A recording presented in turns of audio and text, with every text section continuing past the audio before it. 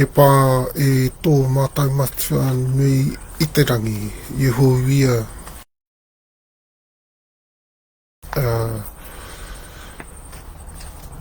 E te matua whakamoe mititia ko koe, whakanuia ki roto tēnei wā. Ai pā, I roto anō hoki I tēnei wā e māwiwi ana hai. Ahua mate nei I te rewharewa. Hui anō, he nui anō no ngā kōrero hei kawe atu, hei whai atu mātātai mātau I roto I ngā haora kaimua tonu nei a tātai mātau I tēnei wā. No reira hau, ki tonu mai anō ai, te kawe tonu I ngā kōrero I roto tēnei rā, me ngā tūāhuatanga katoa no kairoto, me te pai, me te koa no o roto ai wa kōrero katoa e pā. Awhi mai a hau I tērā katoa, tautoko mai a hau I tērā katoa. I roto I nei wā āhua makariri nei. Āhua makariri nei, e tahi wā pā mai te makariri I a hau. Ana tērā tūāhuatanga o te māwiwi refa nei. Tērā tūāhuatanga makariri, tūāhuatanga māwiwi e ahua pā ke atu ana nei anō I a hau I roto I tahi wā. E no reira e tukuna ke ana e kawe atu ana I nā katoa ki roto, ki o ringa ki roto ki o whakaaro anō e pā, hei kawe māhau. Me ngā tūāhuatanga katoa o teiwi, o ngā hapuri I roto tēnei wā, ki roto ki o ringa. I te wā nei, e hara I te mea, e pā, e hara I te mea nei, mātau kua tino ki te wāhi pai, kai roto kai taua wāhi ngā painga katoa. Hei whai atu mātātai mātau wipa, kā rekau. E hara I te mea, kore kau hoki mātau e mate nui tonu ki a koe, e pā, kā rekau.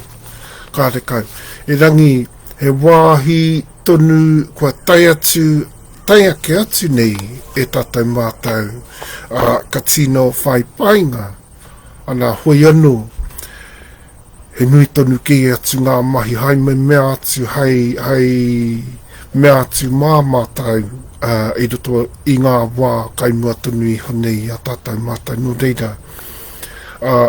Tautiaki tonu rā, kahata tautiaki tonu rā I a tātai mātau. Kahata tau manā ki tonu rā I a tātai mātau e pā. Kahata tau whakarahi tonu anō hoki I a tātai mātau.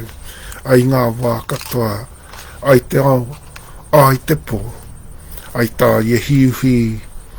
Āmene, ka piti hono ka tātai hono, ko rātau te mate ki a rātau, ko tātau anō te kanuhi ora ki a tātau, tātau mātau koau. E koutou, ka tahi anō, ka tai anō koutou, ki te mea nei, I te mea nei rā hoki kua, huri mai rā koutou I tō tātou mātau kōrero I roto tēnei wā. Kua huri mai nei ki roto ki ngā kōrero whai atu ai. Kia tai tonu atu ai I te kawenga mai o te kōrero matua o te wā. Tēnā nau mai haere, piki, kake hara mai, tēnā rā tātou, mauri ora, kahuri, yeah, aroha mai, everybody, aroha mai, a little bit mawiwi these last few days, and so, I'm not too bad today, but it's been a bit, fluey, and so you know how hard that can be on you, and especially depends how hard it hits you. And I haven't been too bad, but within that there's been a lot of headachiness, so it's quite difficult to deal with that. And it can be weakening to yourself, because especially when I have the flu, I can't actually, when I have the flu, I can't actually eat properly. So I don't want to actually eat that much, so I get quite weak. So I guess I'm still trying to get my strength back and stuff like that. And now and again, when you feel the cold, I gave myself a good test yesterday and went out yesterday and stuff like that. Did a wee bit of work in the morning, but went out to church as well. Managed to get there, and I wasn't too bad after that. Enjoyed time with whānau and friends, and enjoyed that after church yesterday. And then I had meetings last night, so luckily I've gotten through all of that. But then now and again those chills come back, and I've just got to keep up those hot showers more regularly than usual. So that's one of the things I like to do when I'm a bit fluey, is I get into the hot shower and just hang out in a hot shower for as long as I can, and then that's it. Maybe every 3 or 4 hours or something like that. But however,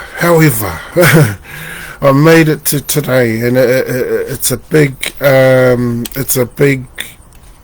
our kōrero for today. And so meetings last night were very, very successful e Tautama. We also welcome back into the West, so we're into the WesternDivide again, and into the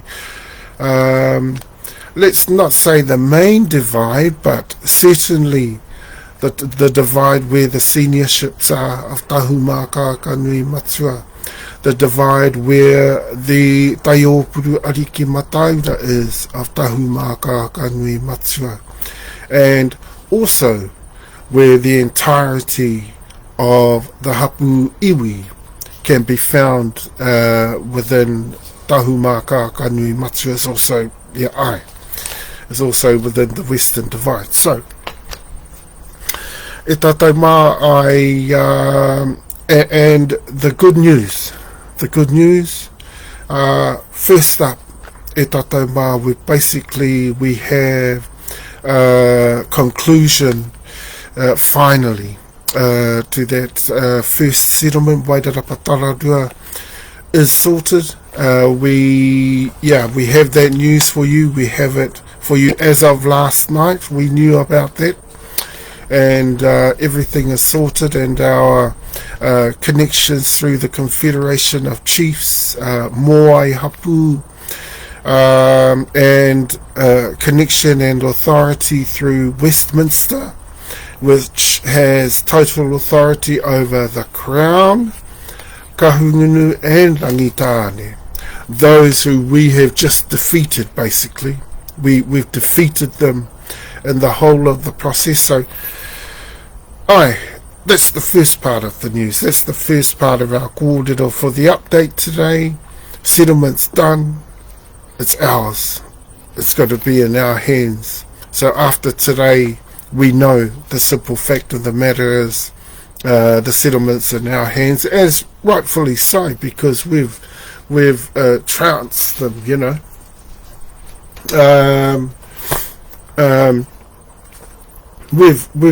trounced the Crown, the Kahungunu and Rangitane, and so they've actually, even from 2016, we've told you all about that. 2016, they've turned around and gone under Tahumaakaakanuimatua, and also in 2022 they made all of that official.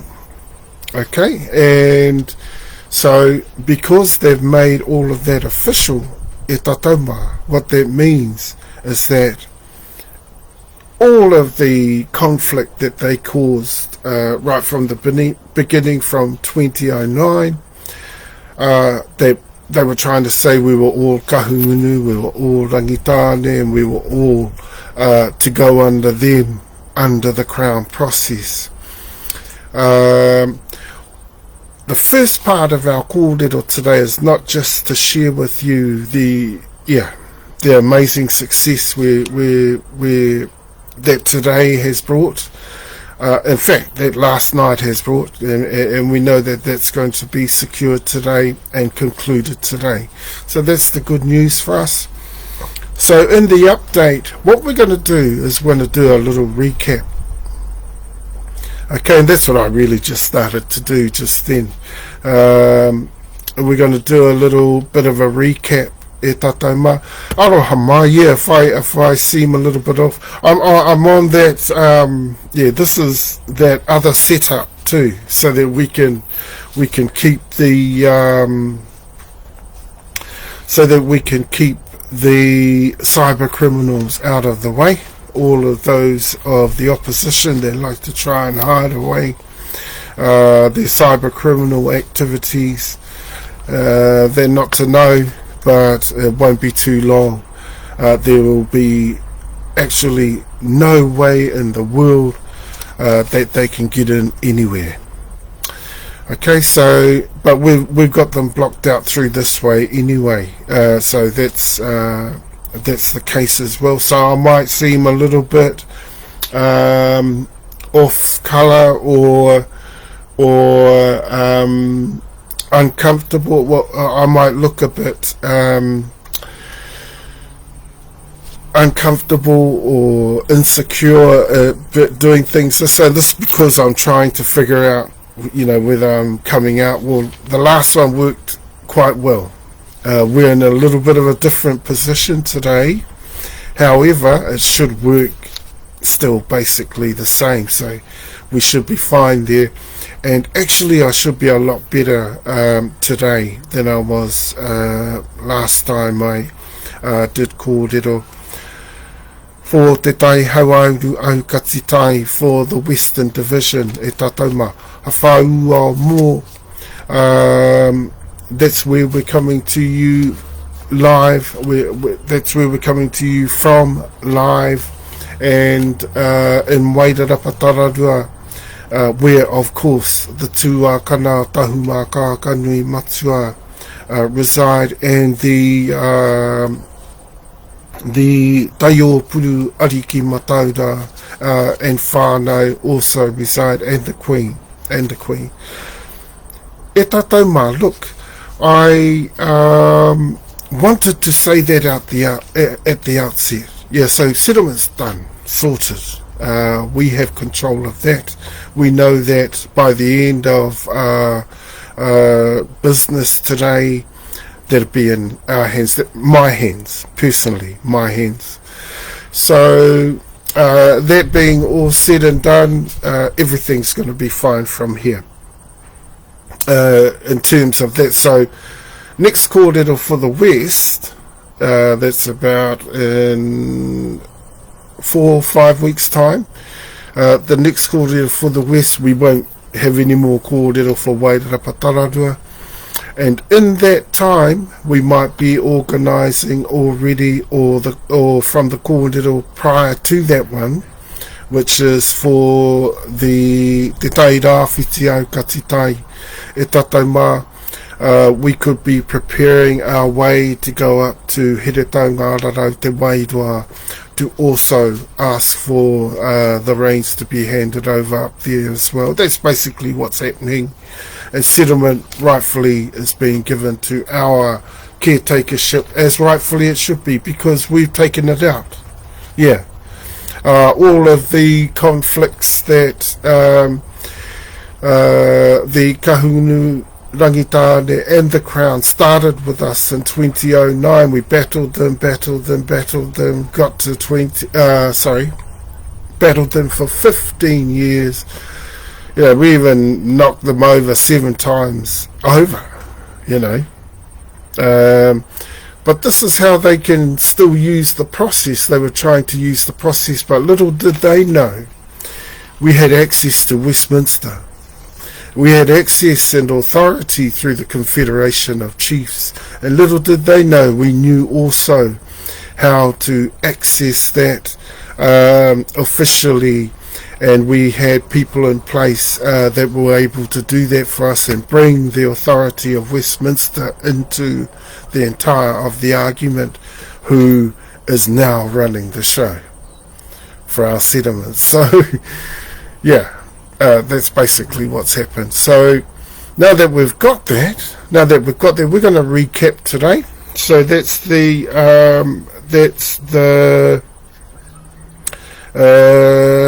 update, and the that's the update. We're going to recap on that. Then we're going straight into Moaupoko. Moaupoko is taking a little longer, a little longer than anticipated.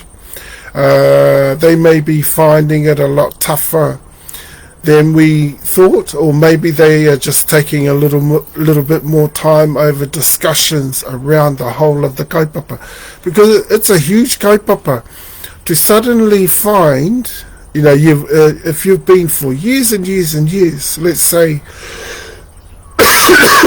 HawhauaoMo, I mean, I would say for them almost over 180 years, 160 years odd, or something like that, the Moaupoko has claimed to be an iwi. See? To suddenly find that they are Hapu uretārewa whānanguri is something, you know, that's going to take a while to process. And when you're that, rather than iwi, I mean, iwi is 9 times that size, and they're only, you know, they're only the size of a Hapu uretārewa whānau uri of today. If they were one of the earlier times, they would be about between 10,000, 15,000, or at most around about 20,000. Okay, that's a Hapu uretārewa whānau uri.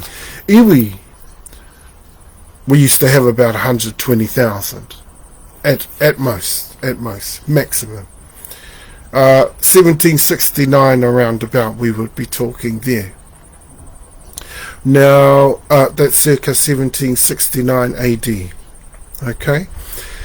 Now, if we're talking, but when we take a stock for Tahumaakaakanuimatua in circa 1769 AD,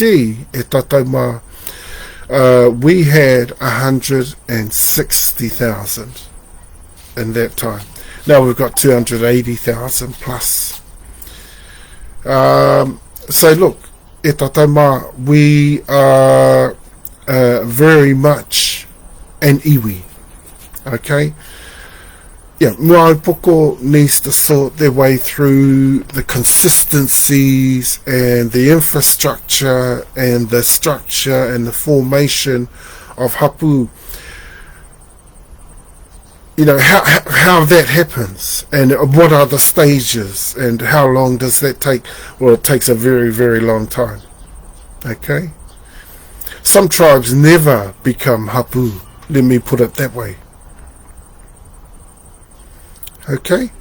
But, yeah, that's hard to say, because, but just because over the last, over 1,000 years, we only have 7 major Hapu that can be called nations or states or Tuturu people, you know what,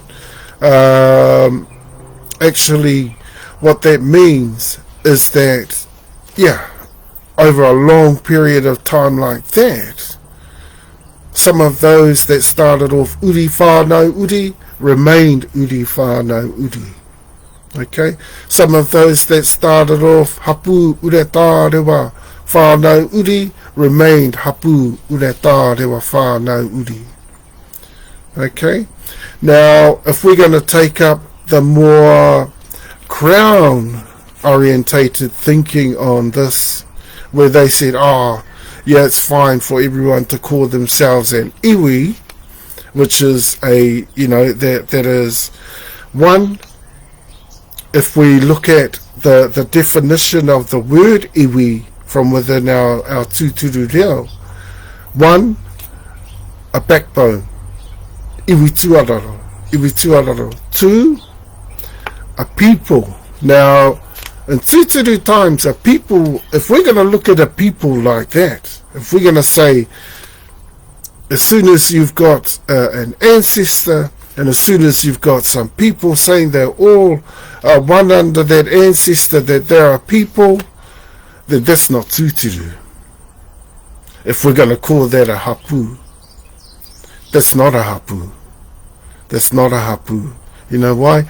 Because for a hapu to swell out from a piece of land, that hapu has to swell from a particular, because that's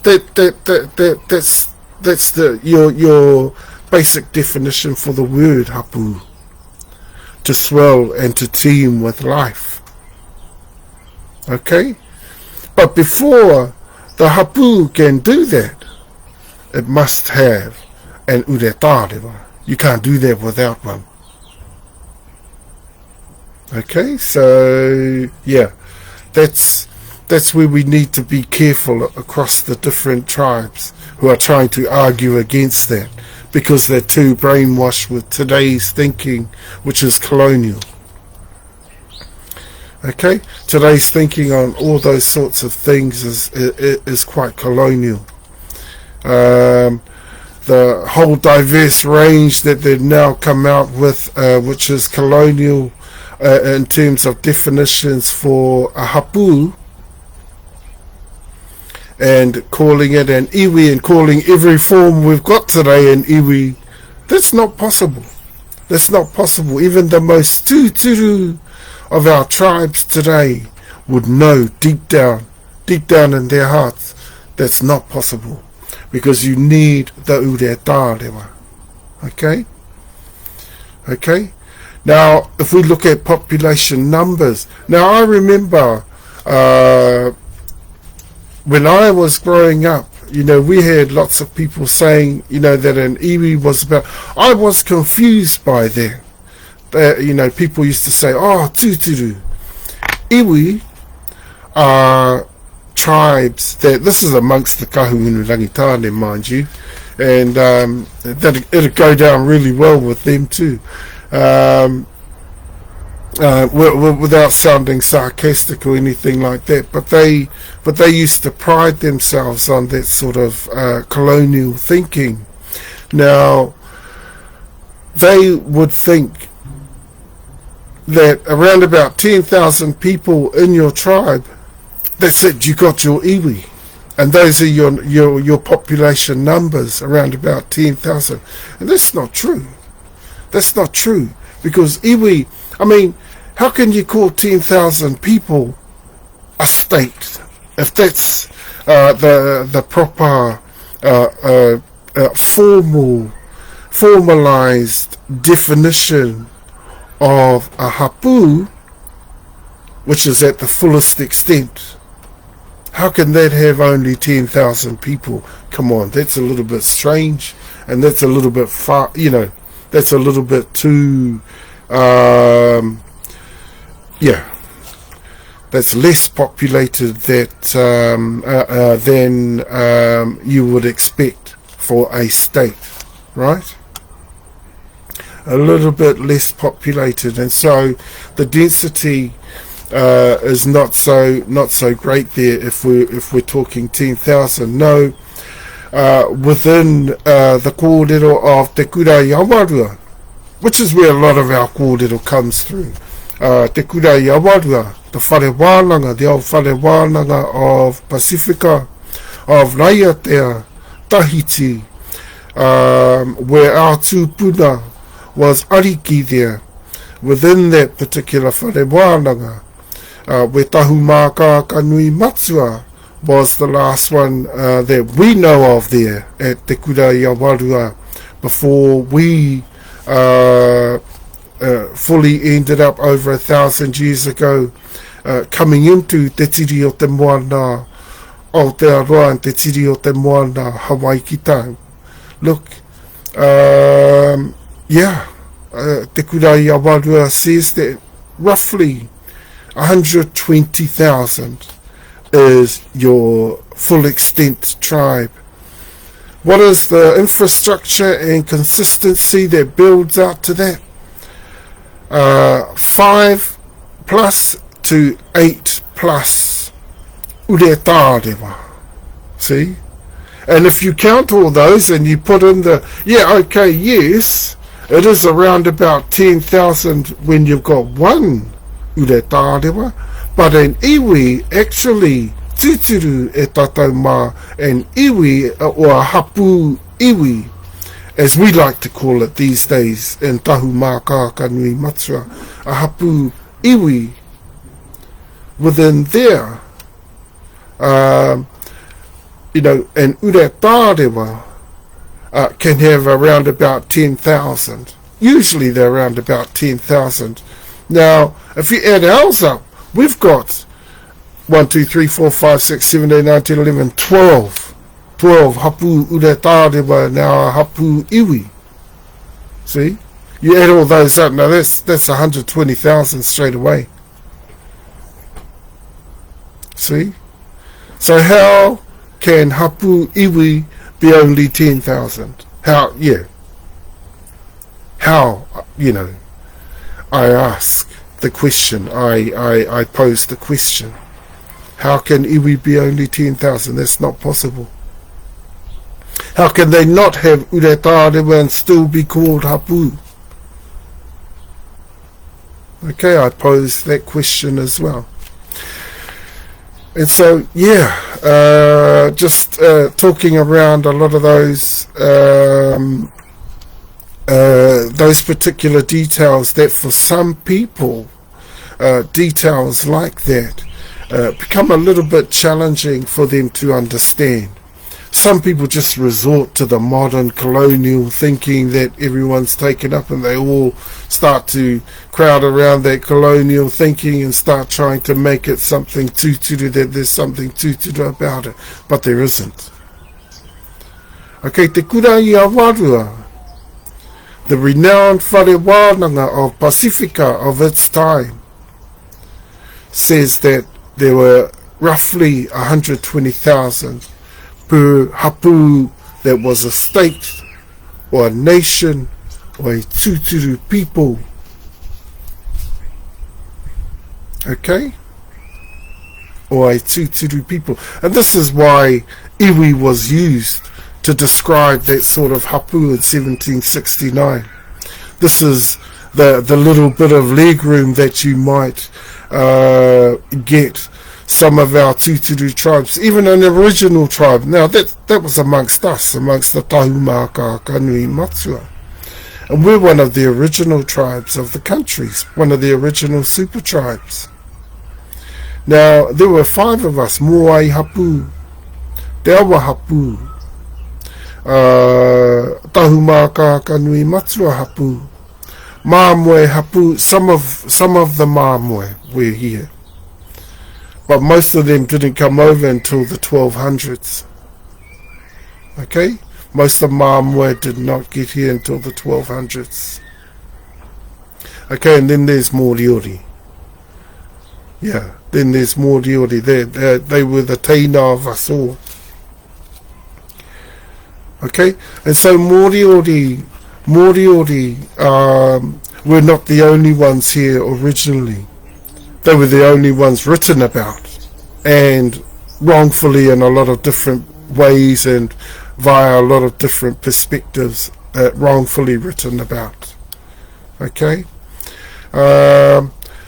just like kōrero for Maui, people have taken right out of context, and a lot of the research it hasn't really done the kōrero of Maui justice. But now a lot of that kōrero can be brought into line, and a lot more justice can be done around all those particular areas of that kōrero that there needs to be. Okay, tatama. Hopefully you're still following me on all of that. So, yeah, really, really important for Moaupoko to really get stuck in and have a good talk around those sorts of issues, because they cannot be a niwi.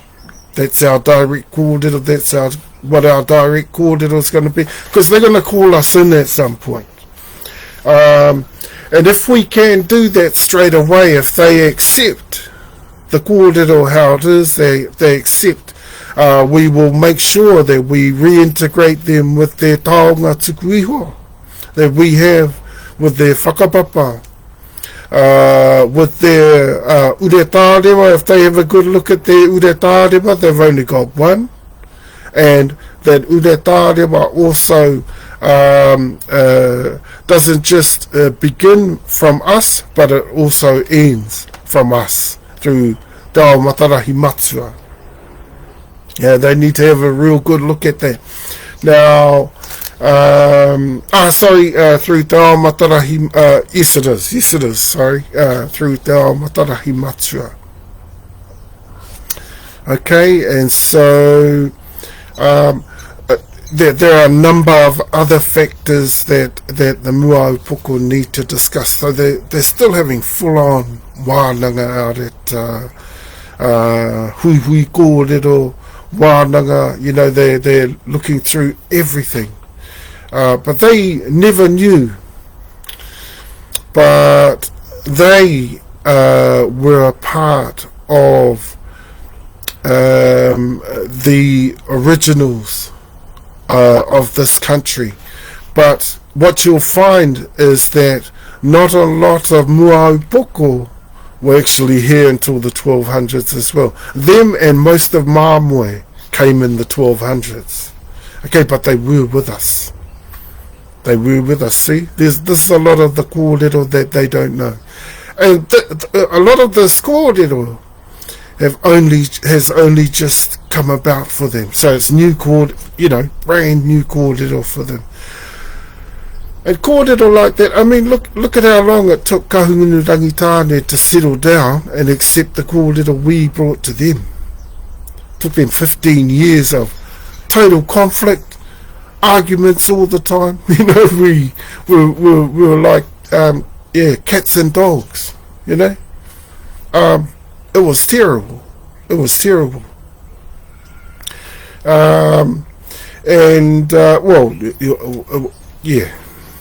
I can't think of a different way to put that at the moment, but who cares anyway? A phrase is a phrase, but they could not accept that court. It was so new. And then 2016 came along, and they were thinking seriously along the lines of, hey, maybe there's some truth in that court, and there is. They're not going to be disappointed, Kahungunu, but they definitely had to settle under us, and the settlement needed to be given to us, and that's what's happening today. And we're really wrapped with that. We really are. I might not look too celebratory today, because I'm feeling a little bit. I'm trying to safeguard from from getting a second dose of the flu, and I can't stand getting the flu because it makes me feel weak, and I don't eat and stuff like that. So I'll try to, but I'll try not to show signs of that today and get through our kōrero. It's such an important kōrero today. Okay, and Moaupoko are a very, very important part of that kōrero today. Okay, so they're the second part. a lot of the important things for Moaupoko to think about is they weren't just in Horowhenua. They were in Wellington. They were right through they were through the west. They were they in Waimarino? I'm not too sure. They were top of the south. And in fact, some of their people, along with Rangitane, Nuiarangi and Tara, all parts of our iwi as well, through Kupe, the second Kupe, that's through the line of Kahu, through the line of Tahumaakaakanuimatua, through the line of Mamwe. Okay? Now, before Mamwe is Moaupoko. That's where Moaupoko comes in our whakapapa. They're the fourth line of Uretarewa of Tahumaakaakanuimatua. The only thing is they've come up to a really challenging time where they have to work with that. Firstly, they have to have a good look at whether they're even going to accept it. Now, Kahungunu Rangitane couldn't accept their kōrero for ages and ages. We hope they don't take too long out there out at Moaupoko, because I think we've more than proven ourselves, our accuracy, our preciseness, the exactness of our kōrero.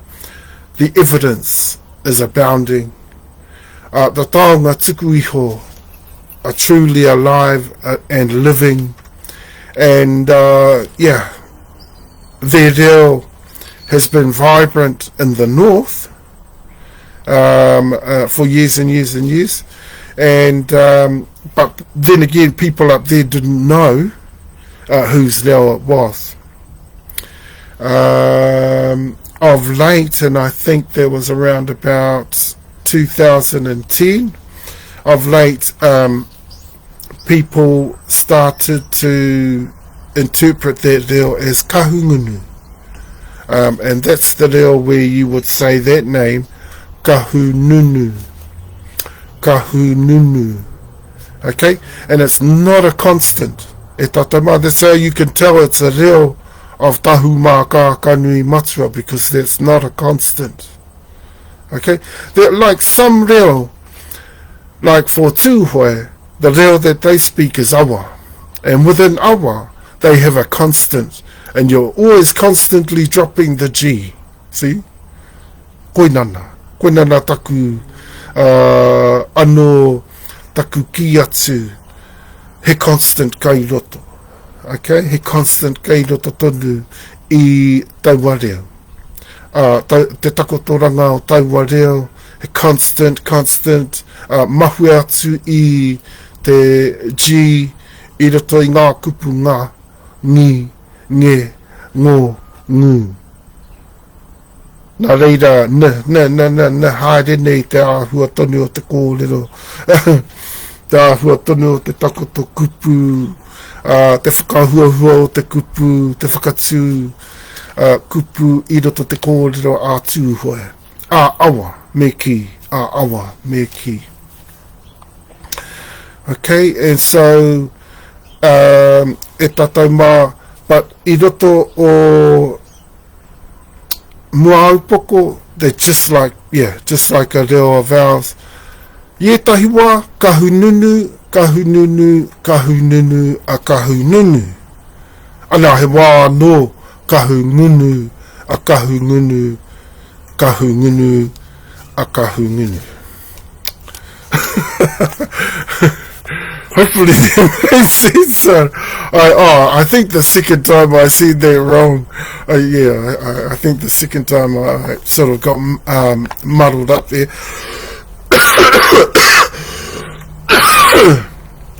I said the first part. Aroha mai. I said the first part right. And I must try not to stay out in the cold, doing stuff out in the cold too long sometimes. But I said the first part of that right. And kahununu sometimes is always kahununu. That's what I said. And that's what I was trying to say in the second time too, that kahungunu sometimes is kahungunu all the time as well. Okay, so I didn't say that correctly in the second part of that phrase, but that's okay.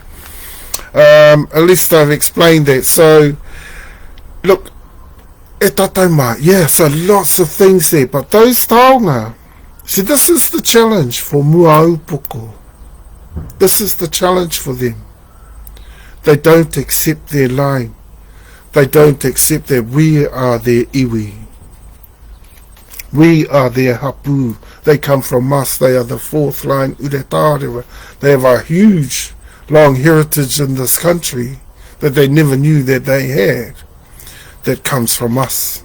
They don't accept that, then we can't accept that they can have those taonga tuku iho. We can't accept that.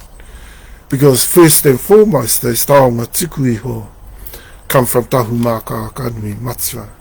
See? We can't do that. We can't do that. Customarily, we can't allow them to have that. Okay, that's law. That's what I'm saying. Law and order. Something that we're going to get into a lot in the update. So yeah, muaupoko, that's the second part of our kōrero. Thirdly, aroha mai, hard case when you're a little bit maiwiwi, sometimes you can't even think like usual or speak like usual. And when I'm speaking English, I find it tough anyway, so if I make heaps of mistakes, just yell out the correct word e tatauma, and hopefully I hear you, and then next minute I go, oh yeah, that's the word, and then I'll say it properly. Okay, now but with the next part of our kōrero, we'll be getting into PaeperaKoroutu. We're not going to look at unifying aspects today, because we think we've done a lot of kōrero around that. We're probably going to be absolutely ready to reintegrate. What we might start doing for TeTaiHauauruAukatiTai and TeTaiHauauruAukatiTai, that is the East and the West divisions, is start to bring you a rundown and talk around results, e tatauma, results coming from you know, how a lot of those traditional concepts of unity are working for us, how well we're doing. We'll talk around that for the East and the West. And yeah, just so that it's fair on the North, we'll take it away as a kaupapa kōrero anymore, because we keep having to miss out on the North because we're not quite ready for it up there. Though a couple of the major aspects of super tribal unity we've started bringing in up there and really encouraging, because we know it'll make our tūturutanga amongst super tribal groups up there grow a lot better and stronger up there in the TeTaiHauauruAukatiTai, that's in the marquee. Okay, in the marquee. Now, yeah, as we work through things with the East and the West, gradually we're going to make our way into Wellington. Now, Wellington area, e tatauma, is always a tough one for us, because there's always issues around Wellington that we're always having to tend to, like for this one, horo whenua and the muaupoko. See, and that's a biggie. I mean, we really can't sort much out within there. We've got a lot done with Māmoe, but muaupoko is an even more critical part of our claims within Wellington area, because they're senior to the Māmoe. See, they're senior to the Māmoe. Now, That's important to us, because if we've got that in place, then everything else should work out. Everything else that's junior under the Muaupoko, junior to the Muaupoko, I should say, should pan out quite well and quite easily. Okay, so at some point we should end up moving on into Wellington and starting to build into Wellington more officially, properly, a lot less. Yeah, we've been too much in drips and drabs lately. Yeah, that's why we haven't done much on Wellington. And we haven't been able to focus on in there, because a lot of the main foci that we're having to tackle going into Wellington have been far too priority for us, and so we've had to focus on those first.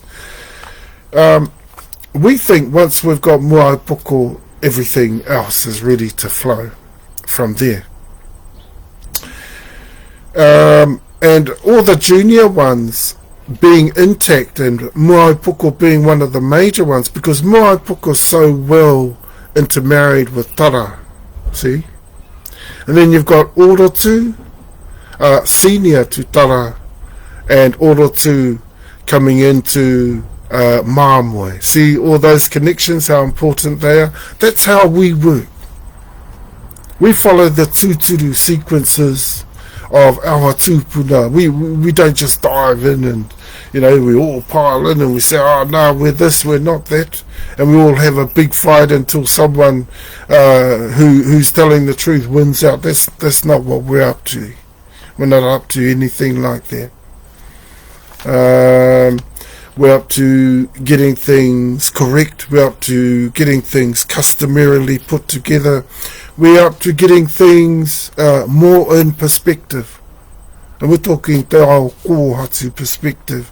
And we're talking from a senior perspective. Okay? We need all of that in there. We do all of this. Without that, we might as well fall over 20 years from now. Okay? We do everything without that. We're goners. Really? We're goners 20 years from now. And so all those areas that, they used to mistakenly think that, like for Wellington, I mean, the Tara people thought for years they were the only ones that owned Wellington. Since when? Since when is that? Okay, Tara comes from Kupe. See? You know where Kupe comes from? Us. From Kahu. From Tahumaakaakanuimatua. From Māmoe. Which is from us. See? See? So how can Tara be the main ancestor in Wellington? No, we are the main ancestors in Wellington. Okay? And that's Tahumaakaakanuimatua. Okay? And we are the originals in Te Whanganui Orotu, Te Whanganui Atara. I'm getting a little bit sick of calling it Wellington. And it doesn't sound so special as it is. It's a very, very special place. And best to get that context right. Te Whanganui Orotu, Te Whanganui Atara. We've got no problems with the name Te Whanganui Atara, even though Tara is only an uri whānau uri. Okay? And I'm from Kupe. Okay? The senior line into Te Whanganui or Orotu and Te Whanganui Atara is through Orotu. From there is Māmoe. From there is Tahumaakaakanuimatua. From there is Kahu, where it comes. Whence, from whence derived, from whom derived Mane, Tara. Aroha mai, Kupe. From whom derived Kupe. Okay, and so from Kupe, Kupe the second we're talking about, and he's the Kupe that marries into Rarotonga. So that's the second kupe. That comes out of intermarriage through rarotonga. Okay, then kupe comes. That kupe comes, and then from there comes tara, and then you've got rangitane nui a rangi, who is also only hapu ure tā rewa whānauri. Okay? Okay? Yeah, so we're going to talk on Moaupoko, we're going to talk on all those connections, talk about their reo, talk about their tūturu areas of inhabitants that they actually, a lot of those areas they did not know about. Like in the north. Lots of places in the north, around about 1, 2, 3, 4, 5, 6, 7 major areas for them in the north. Okay? Close to coastal too. They're like borderlands. Yeah. Close to coastal too, Moaupoko. And so, you know, yeah, so not a problem for us to explore that kōrero, and we're going to be doing that a lot throughout the next few kōrero until, because we can't do much with that part of our kōrero for Moaupoko until they come through. Once they contact me, we arrange for our big hui out there, and then we'll get to hui with them. We know what they're going to say. Te taonga tuku iho kai te pai tēnā, but if your taonga tuku iho are not going to be used in the right context, which is under us, then you can forget it. That's what we're going to say to them. Okay? As unfair as that might sound to you, you can forget it.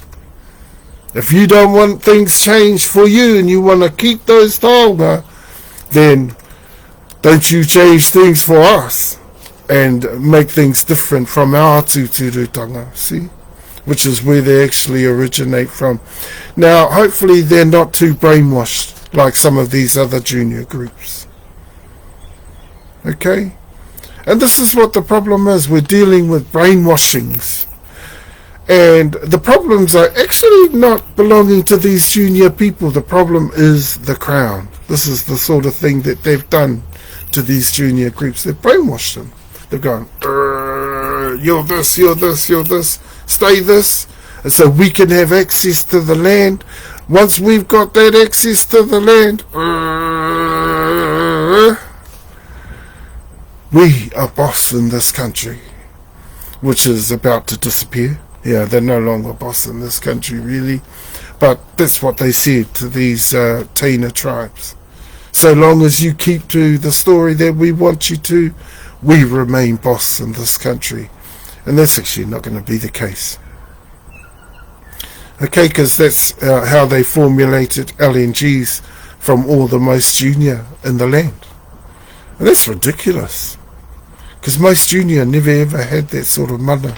You know, as soon as you go against any customary law or order, that's illegal. That's illegal. So that's how they've been dealing with these juniorships right through the whole time. The last 2 centuries, they've been dealing with them illegally.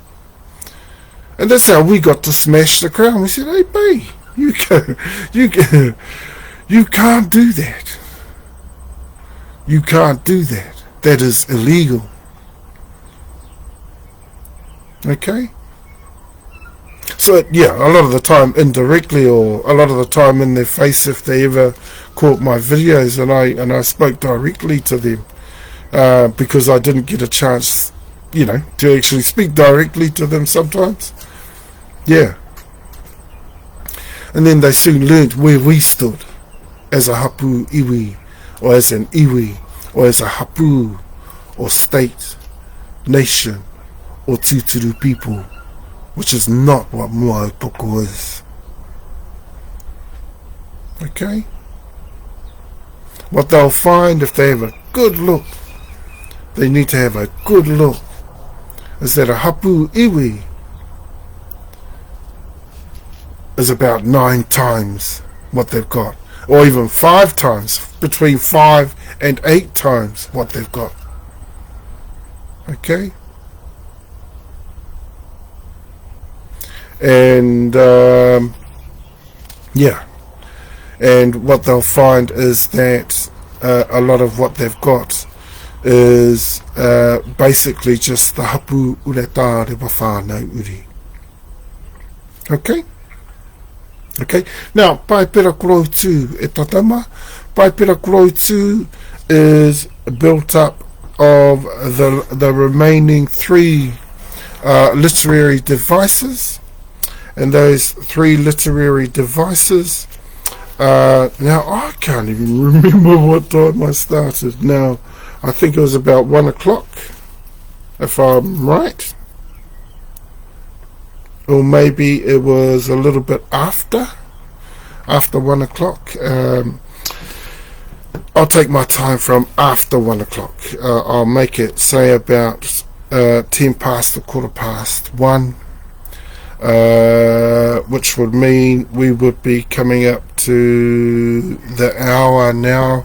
That'll give us 1 more hour. But however long we take from here, I'll take my time from now.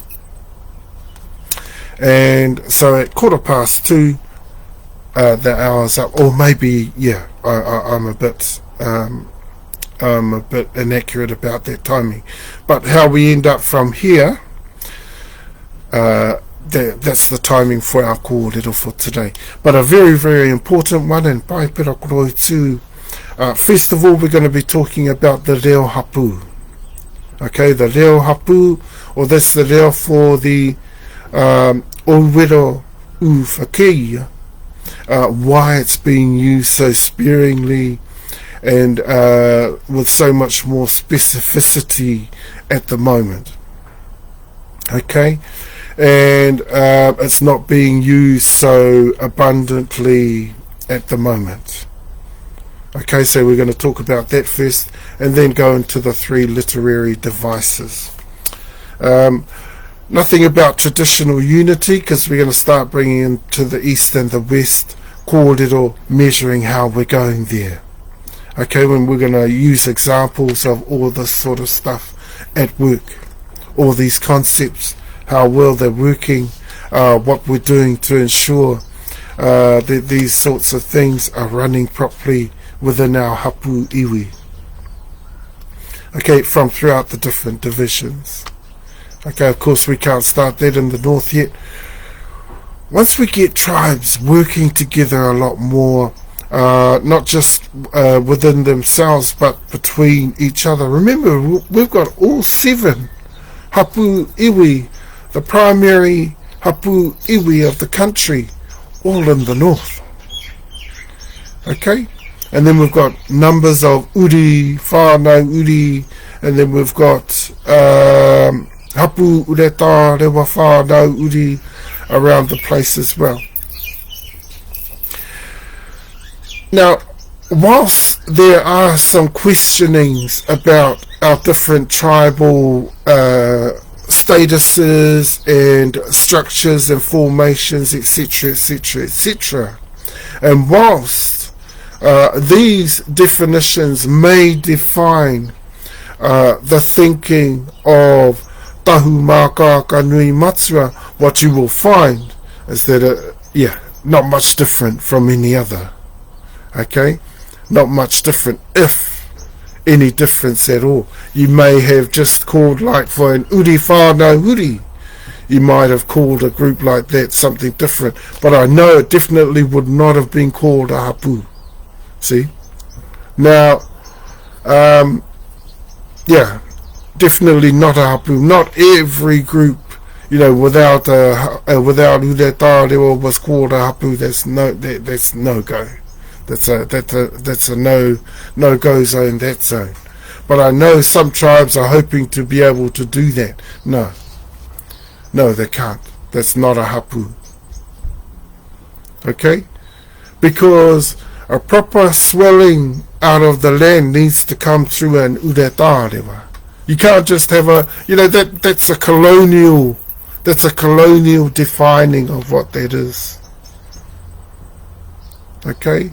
Te kura ia warua states that clearly. Okay? So we need to get that defining. If we're trying to define what a hapu really is, then we need to state that clearly and stop being so colonial about it all. We know very well that uratārewa are a part of that. Okay? Yeah, lots more about hapu iwi that we need to consider in the mix, and especially for groups like Muaupoko. Especially for groups like Muaupoko. So that's PaeperaKoroutu. The three literary devices left, that's simile, metaphor, I think I'll have another look at that. Have I got it written down? My note, I just put the three literary devices left, and I think that's simile, metaphor, and wordplay. Okay, so we'll get our teeth stuck into those today, and because they've been put off the last couple of kōrero, and we have te kura ia warua, the first te kura ia warua, a little bit more on that, how we're going there, and we're going to finish off with Kohuiarau today, and try to make it a habit, finishing on Kohuiarau, because what we really want to try to do within Tahumaakaakanuimatua, especially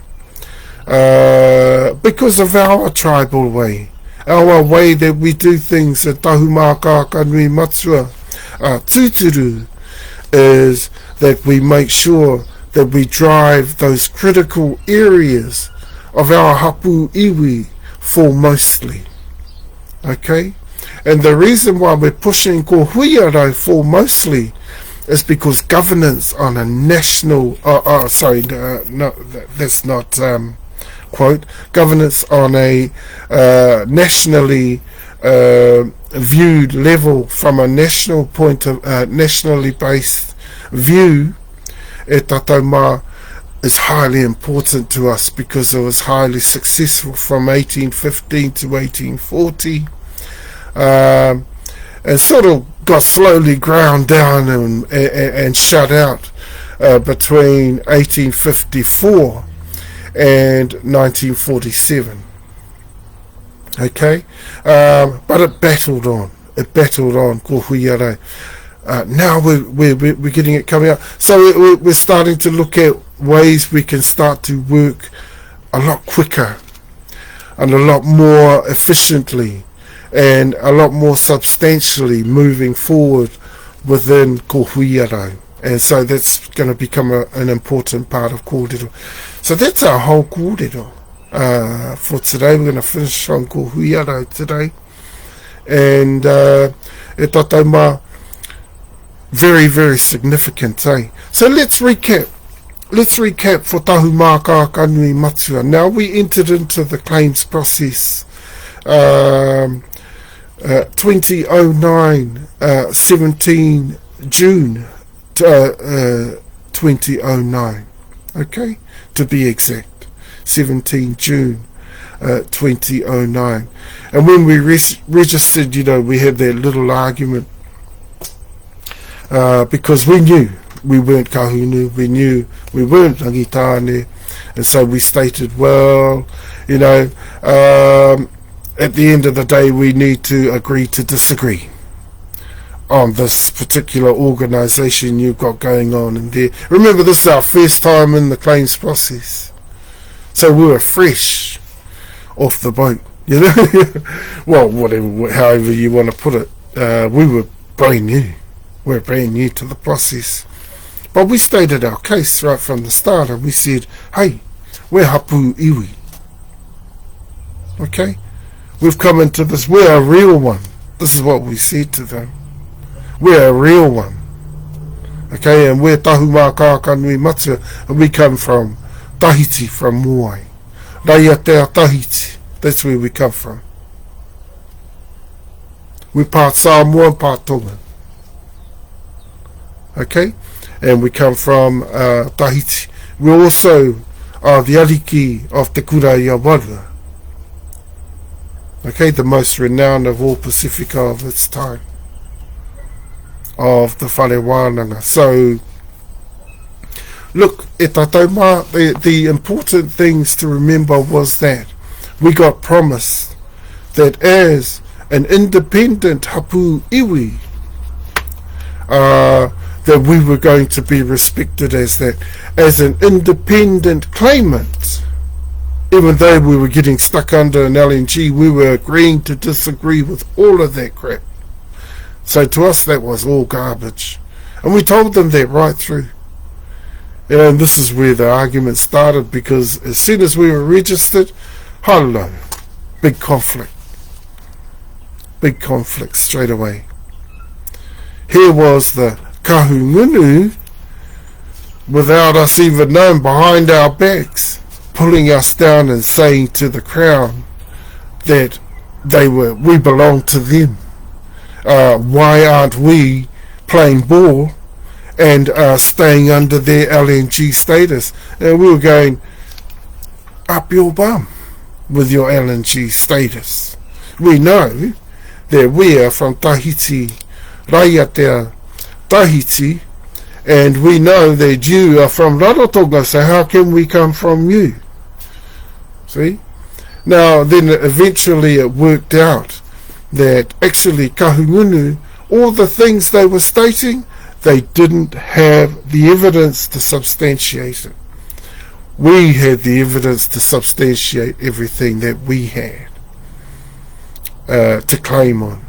So that's where everything began, and that's when we began to knock them over. Okay, because our substance, our foundations, our reo, our tikanga me te kawa, our whakapapa and PaeperaKoroutu. Okay?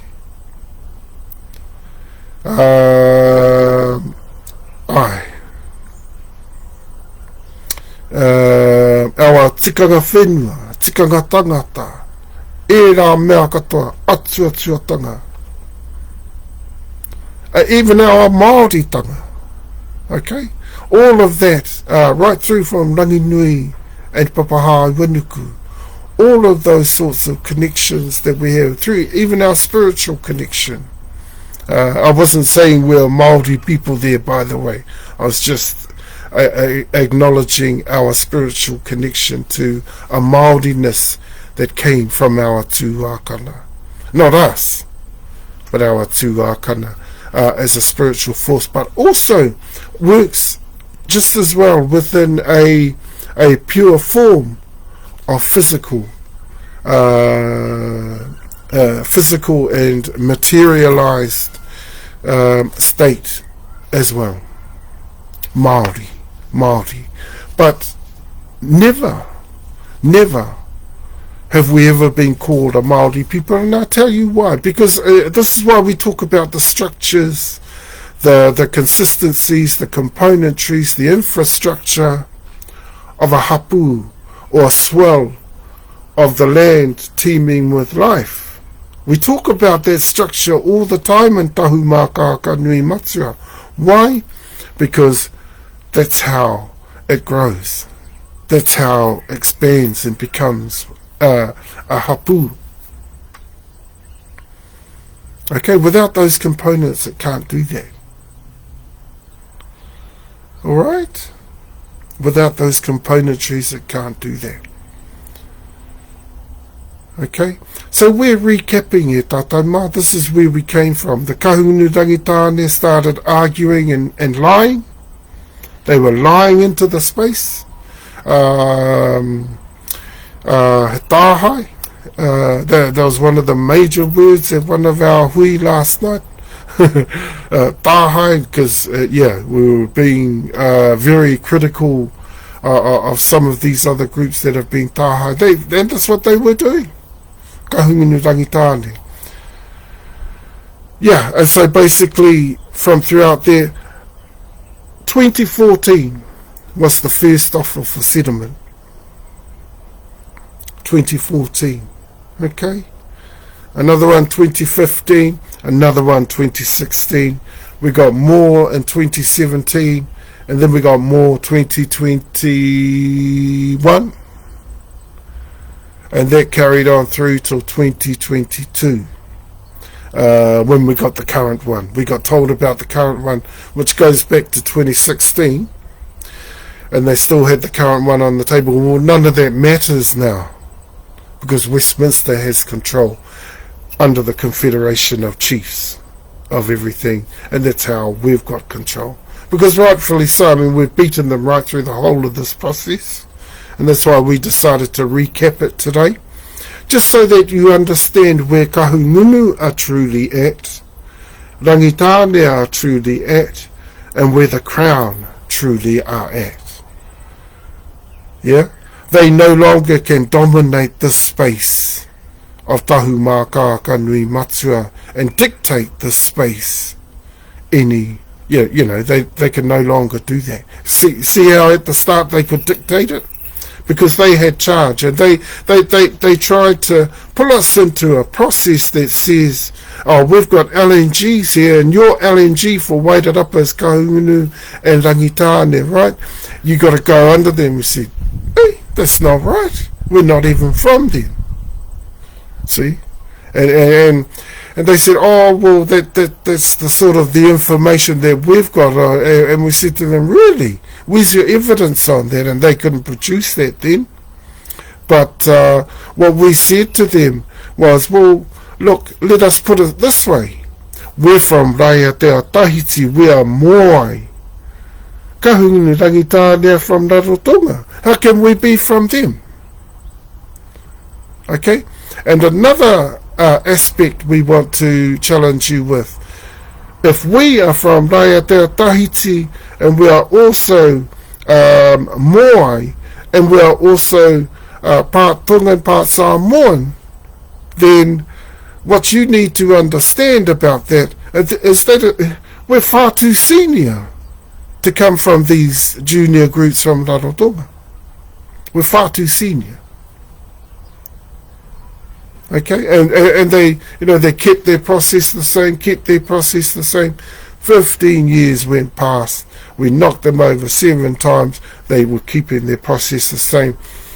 And we saw the sort of the pattern that was evolving. So through Confederation of Chiefs, we had a plan to stop them in their tracks. And so that's what we've done. That's where we've come to today. 2022, they made it official that they were under Tahumaakaakanuimatua, and that's what we wanted. Right from the start there, right from 2009, we wanted things to be turned around. So basically, we were saying to the Crown, Eta, kai te he koutou. Kai te he koutou.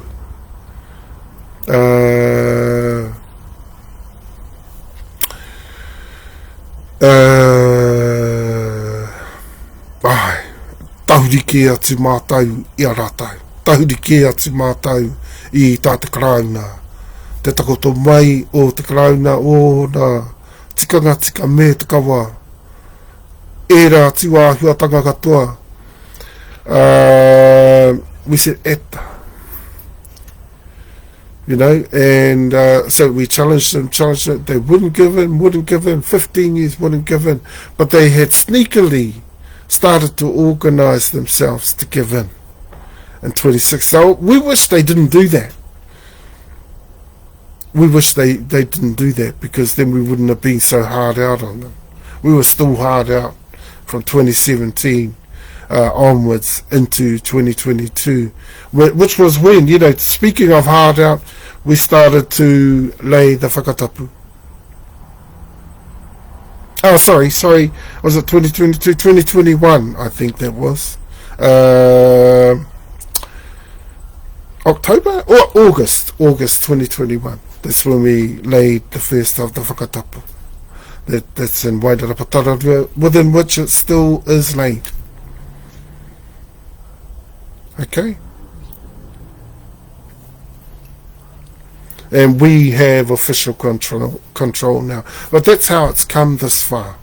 That's how we went to Westminster for the authority, and being a part of the Confederation of Chiefs as well, and looking forward to taking over the run of, although I've always been a part of the seniorities of Kohuiarau, looking forward to, once it comes into the hands of the seniorships, looking forward to the run of Kohuiarau, which should be interesting, because it's going to sort out who the boys are from the men. Okay, we're talking about super tribally. Now, if they put it into the hands of the seniorships for a start, that'll mean that, okay, we're all men. But if some people come up and they're juniorships and they start arguing for, and we get some division, Kohuiarau never started from juniorships at all. Kohuiarau ended up, like everything else, in the hands of juniorships. Okay? Kohuiarau started with the seniorships of the country. Okay? That's the honest truth of that. Alright? So we've checked out all of the evidence on that, all of the kōrero, and so we're not that silly. We know where a lot of the interpretations come on. We know the colonial interpretations, we know the brainwashed interpretations, and we also know the Tutura interpretations of a lot of it. Oh, most of it you might as well say. Okay, and so e tatauma, we'll just come up to the hour. Oh, by my watch. Come up to the hour, and so so that's interesting, eh? That's interesting. The sort of the journey that we've come along, and they threw all sorts of threats. They threatened the life and survival. Now, this is just like what's going on over in West Asia there. The threats of Hamas against Israel. On behalf of Iran, who's been threatening the life and survival of Israel for generations now. And that's disgusting. But to find other tribal groups doing the same thing, they were threatening our life and survival. This is how much of a challenge just being, existing, tended to present to a lot of people over this time. So 15 years, but so we didn't back down. We didn't back down. Yeah, we didn't back down on that. Once we got the whakatapu on, things started to slow down quite considerably, because people knew the cost of that. Some people questioned me, comments in my last kōrero, even for the Eastern Division, my last kōrero there. I spoke a lot about law and order, and how important that is to Hapu iwi, how important that is to super tribes in general, because we're all responsible for that. Okay, and I thought I'd bring in this sort of kōrero, because people have questioned on that as well. Okay, and people have asked me about a lot of that kōrero, that how can you be responsible for other people's mistakes and stuff like that, and what I was expressing about that is a point of view. This is the world view. Yeah, see, there was a world view of our ancestors. According to their worldview, as they were orientated and very communal. So if the chiefs and the seniorships thought this way, they did everything by law, then everyone else by rights would think that way, wouldn't they? Okay? So what that is saying, what that sort of thinking is saying, is if someone's stepped out of line, then somewhere along the line amongst the communal or the community way of thinking around the law, someone's thinking a bit differently. That's made one person think differently and do something wrong and think that that was okay. Okay? Because they shouldn't have. That's all we're saying. If our thinking and the way we do and the way we work as a communal group or as a community or as a super tribe, we are doing things in such a way that it is always within the law, then how can we go wrong? As soon as one does go wrong, well, others must have thought wrong.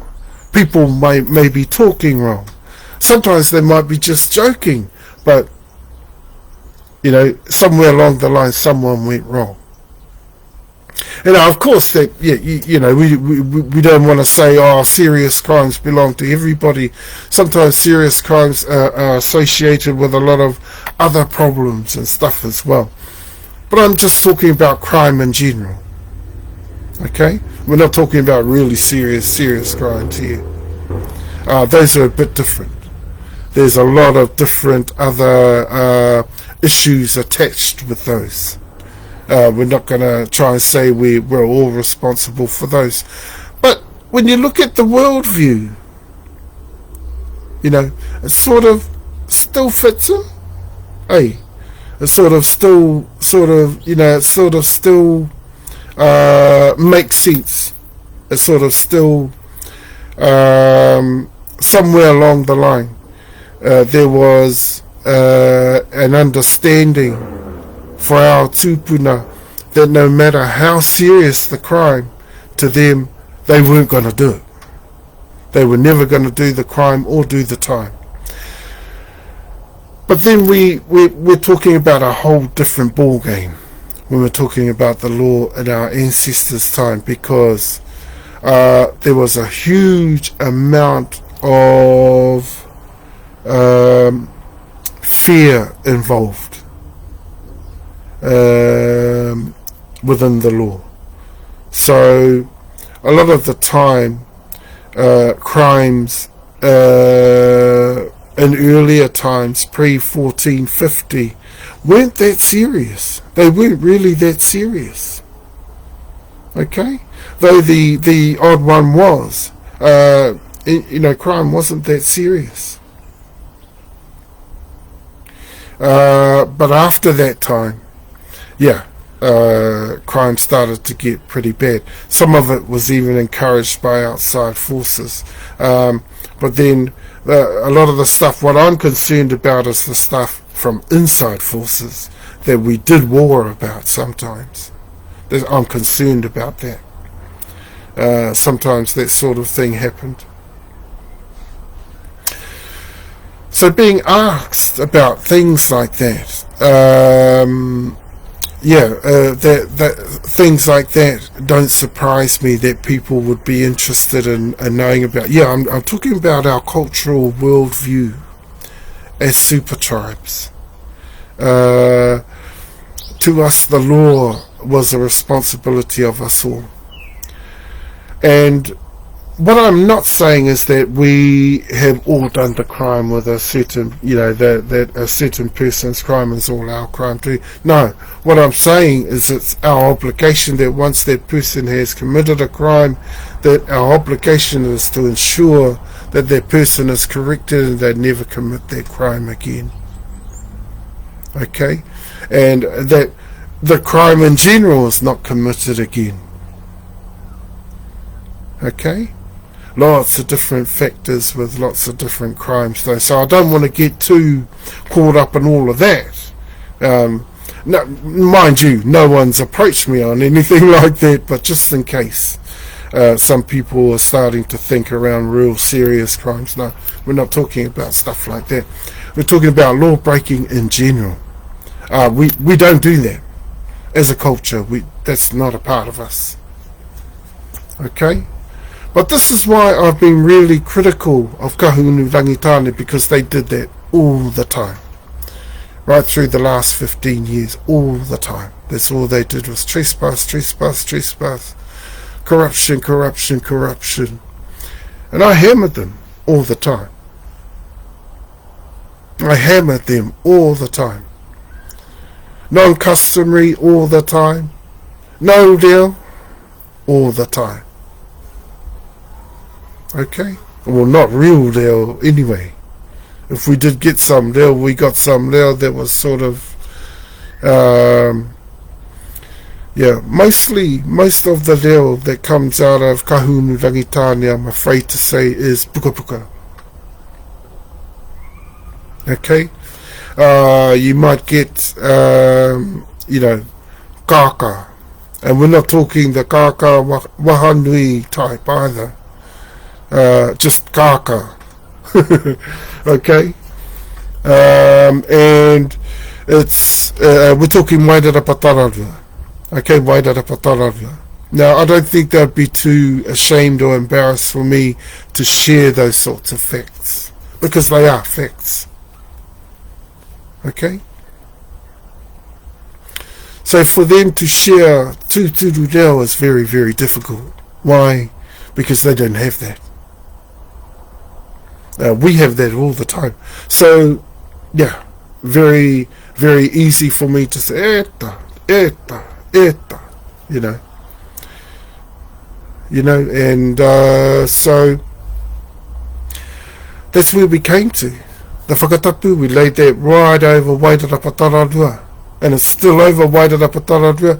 It's now at full power, and it's still at full power, and it's going to stay until we have that settlement in our hands from today, and everything is all ready to go, and then you should see the whakatapu be taken off. And not too far away, 4 to 6 weeks, we should be in Taunahanaha te Wairua,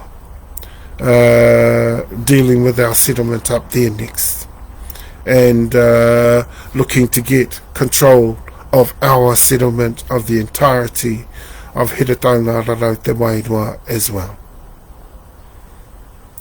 Okay? All right, and well, quite rightfully so, because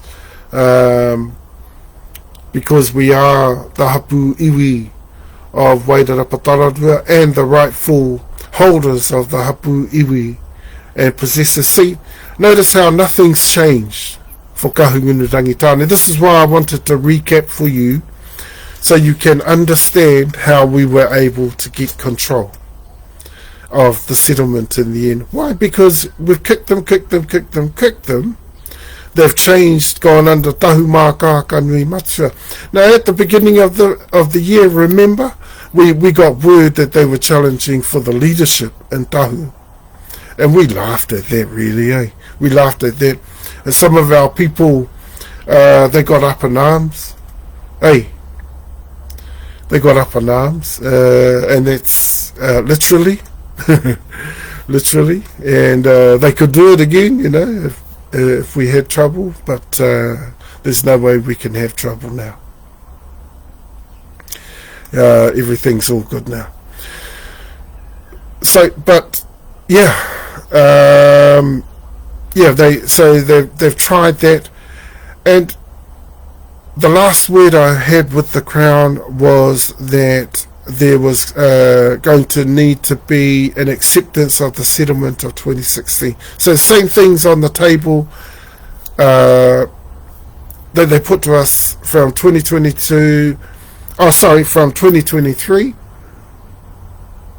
Now in 2022 we started talks with Kahungunu Rangitane, and we came to some brilliant agreements. Now we wanted that settlement wiped, and a new agreement set up based on the agreements that we had made, because we were finding out that we were able to make more sense in a settlement sort of uh, in a settlement sort of view.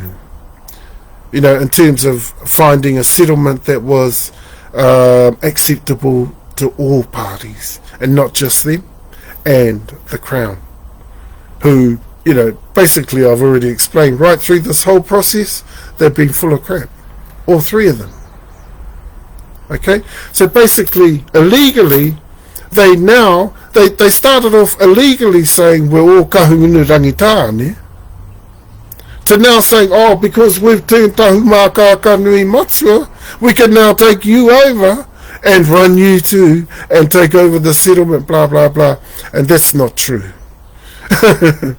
That's not true. Yeah, basically we've brought in our authorities to take care of that and take that off their hands and say to them, Eta, now you were beaten fair and square. You're now Tahumaakaakanuimatua, go under, because things haven't changed for kahungunu rangitāne. Within Tahumaakaakanuimatua, they are still 10th line and 12th line ureta. Well, kahungunu is not ureta rewa, they are uri whānau uri, and they come out of the 10th line ureta rewa, which is Waitaha Arangi. Okay, they come out of there. So we know they're there. We know their reo, and their reo comes from Waitaha Rangi. Okay?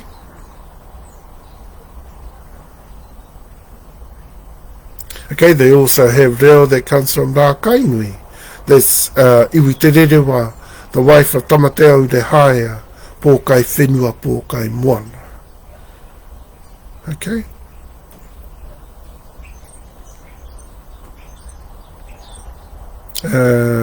Of whose mantle I still hold.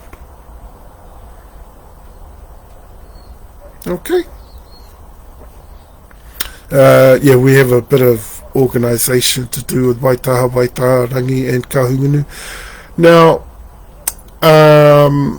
the other part of things is that with Rangitāne Nui a Rangi being the 12th line, that makes these two groups the most junior groups. Part of the most junior of Tahumaakaakanuimatua. Wherever did they get the thinking, even under this crown and crown process, wherever did they get the thinking that they could take us over without the ariki mataura and without the taiopuru, and also without the seniorship authority to be able to do that? Where on earth did they get the notion that they could do that? And where on earth does the Crown, the New Zealand Crown Corporation, where on earth did they get the notion that by law they can grant that to these groups? It's not possible. Totally illegal, the whole lot. Took it to the Confederation. The General, the High Court, Chief Judge, High Court. We've taken this to the highest levels of authority, including Westminster. Okay? And these are people that recognise native title. Okay? And when you recognise native title, you recognise the original claims to the land. And that's ours. We're entrusted with the seniority, we're entrusted with the taiopuru and the ariki mataura. Okay, that's ours. That's not kahungunu and rangitāne's. They need to go under.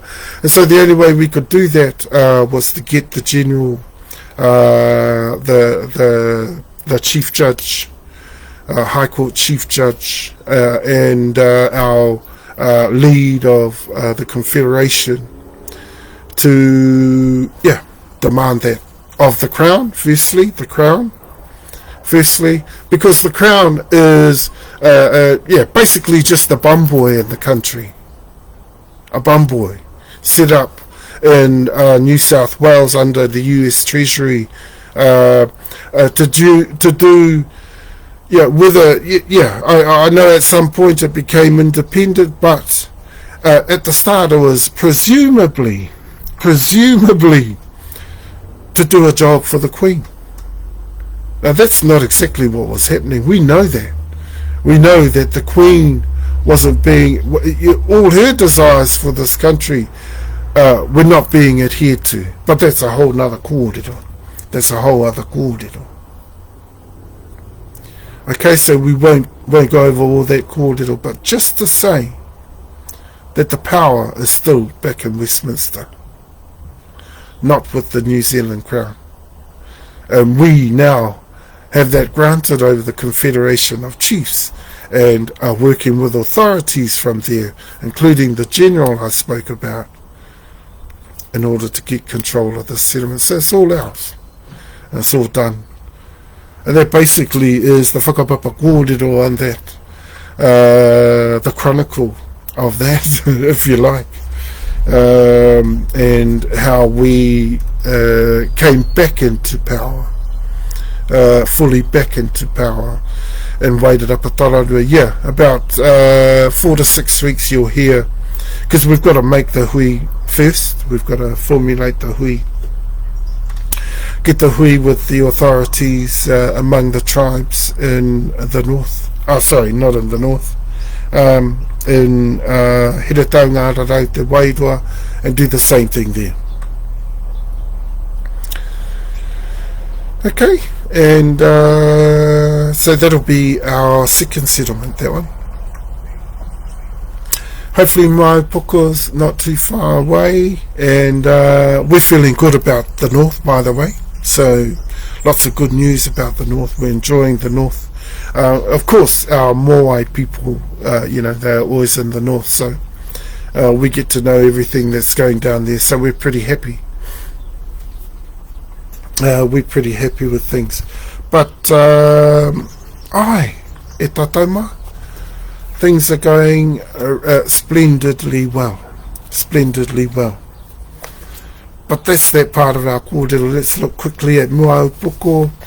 A little bit more on Moaupuko e tatauma. I think I went through a lot of the major parts of that.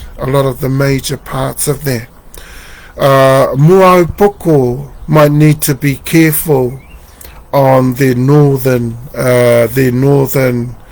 claims. We weren't aware that they were already aware of their Wellington claims. They were already aware of those. We don't know how extensive those claims are in Wellington, but we know a great extent of Moaupuko claims in Wellington, and they come through us. But we can't stop Moaupuko from taking those ones, because they were already in Wellington and looking in Wellington. Okay, but in the north we can stop there. We can stop them there. That if they decide no, they want to still be an independent iwi, which is not tuturu for Moaupuko, we're going to stop their claims in the north and hold on to all of their claims, their land claims in the north. Okay, whether that causes conflict with us, for us with Moaupuko, because, well, tuturu, ko te ure tārewa tua whā o mātai a Moaupuko. Once we show them all the evidence, and there's going to be no argument about that. Once we've shown them all of that, we've shown them all the kōrero, te takoto atu o tō rātou reo, mā tikanga ngā āhuatanga, and they already know some of that for Moaupuko. They just can't understand the origins of it all. Now they actually might, once we get out there. Okay, once they bring us into the kōrero and we supply that kōrero, ka aroha hoki rā tai o Moaupuko, because it's a really, really hard road for them from here, so they're taking a while, and rightfully so. Okay, so that's, I won't say too much more on Moaupuko. except to say that that's what I'd have to do.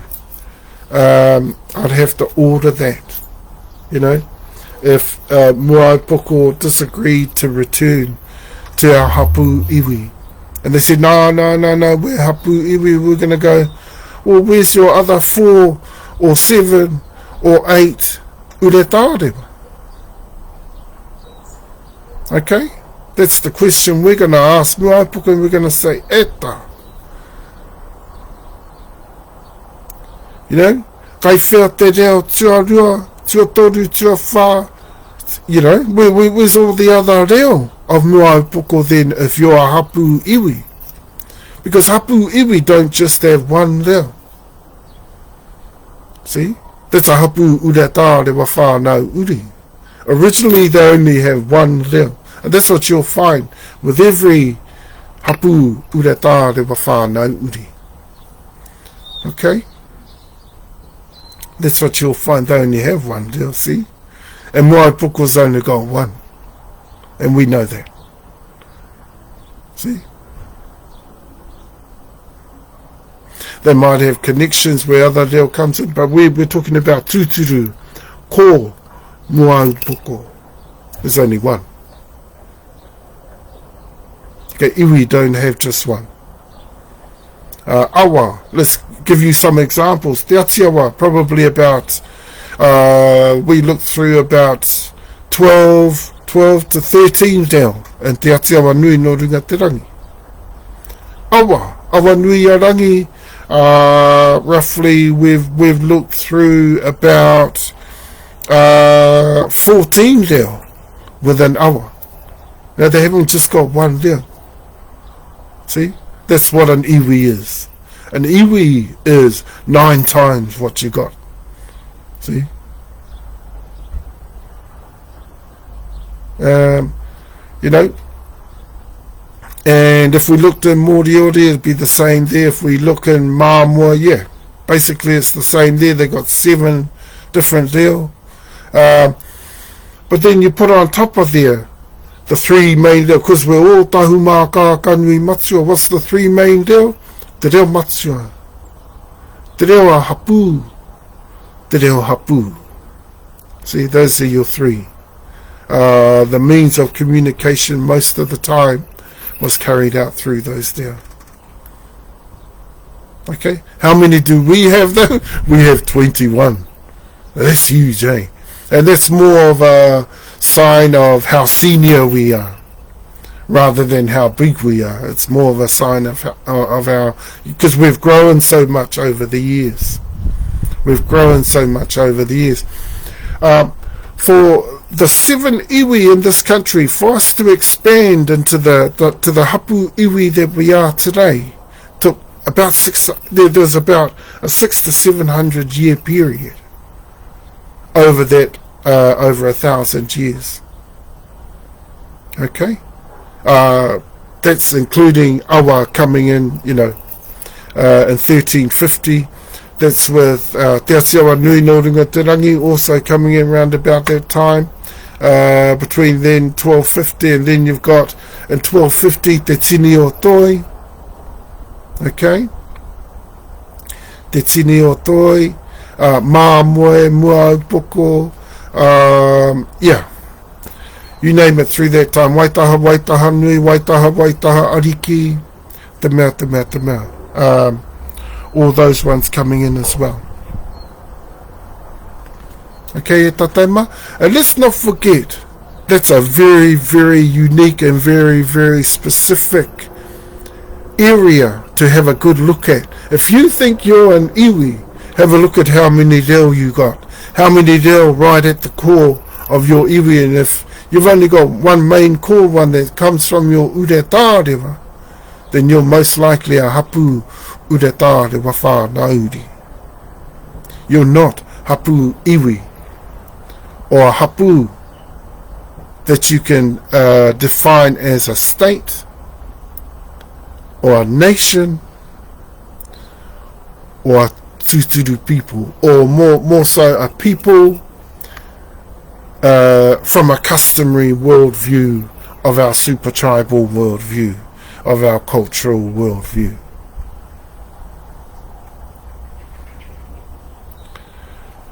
And talking about worldview, that's I'll just give an answer to the question, why don't we see our people as Māori?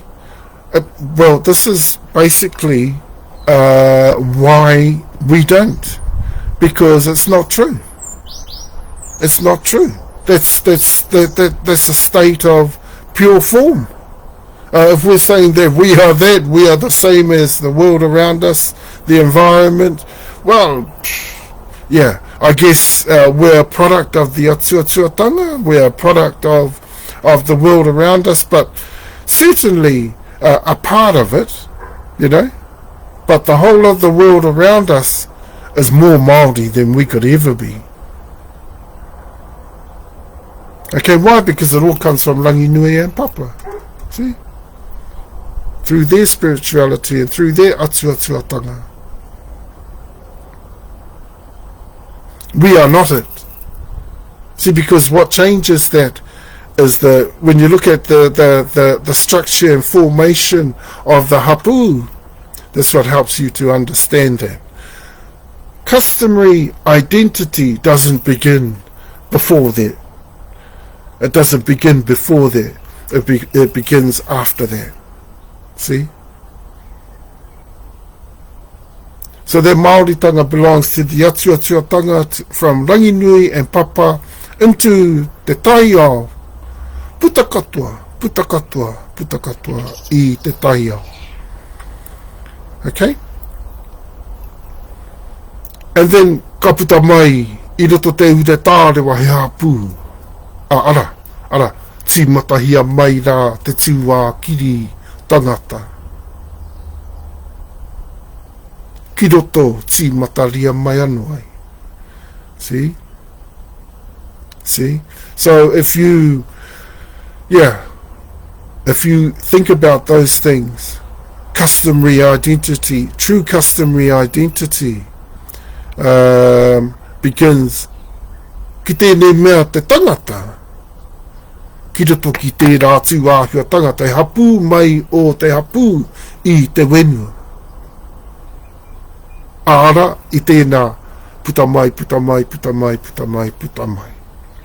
Or as we've been using as a definition for that, whānauri mai I roto I tērā hapūtanga mai I te wenu. Okay, but that can't begin without an ure tārewa. See, there is where we have the official hapu. Not before, not after, not until we have that ure tārewa. Ana, tīmatahia mai ai te tūwā kiri I roto anu hoki I tērā tūwā huatanga. That's where customary identity begins. Okay? The extent of customary identity of people is expanded through hapu iwi. Okay, so that's 9 times that. 5 to 7 times that. 8 times that. But never just one. Or never just from an uri whānauri. Okay? You understand what I'm talking about now? That's what some of our kōrero within Tahumaakaakanuimatua brings for us through te kura I awarua. It's that understanding of the tūturu in te ao kōhatu of exactly what we're talking about when we're talking about exactly who we are. And exactly who we are is Tahumaakaakanuimatua.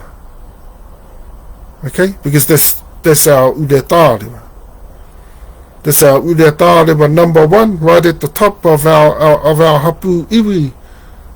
Ko tō Tahumaakaakanuimatua. I roto, I ra tūroto te matua, I roto, tutura te matua. See? And from there we got a hapu. Katahika pena haere, puta atua no he. E ure tārewa, ara, tērā. Okay? And so, there's your fullness and customary identity. Not Māori. Māori's got nothing to do with it. He āhuatanga o roto, te wairuatanga, kai te pai tēnā. He āhuatanga tonu, kai roto i te kiko. O te tangata, pai noa hoki tērā. Engari, e hana tērā i te mea e ki ana he tangata ahau. Ko te tangata ahau, i roto o tō tehu te tārewa i te hapu i pitatu nei ahau.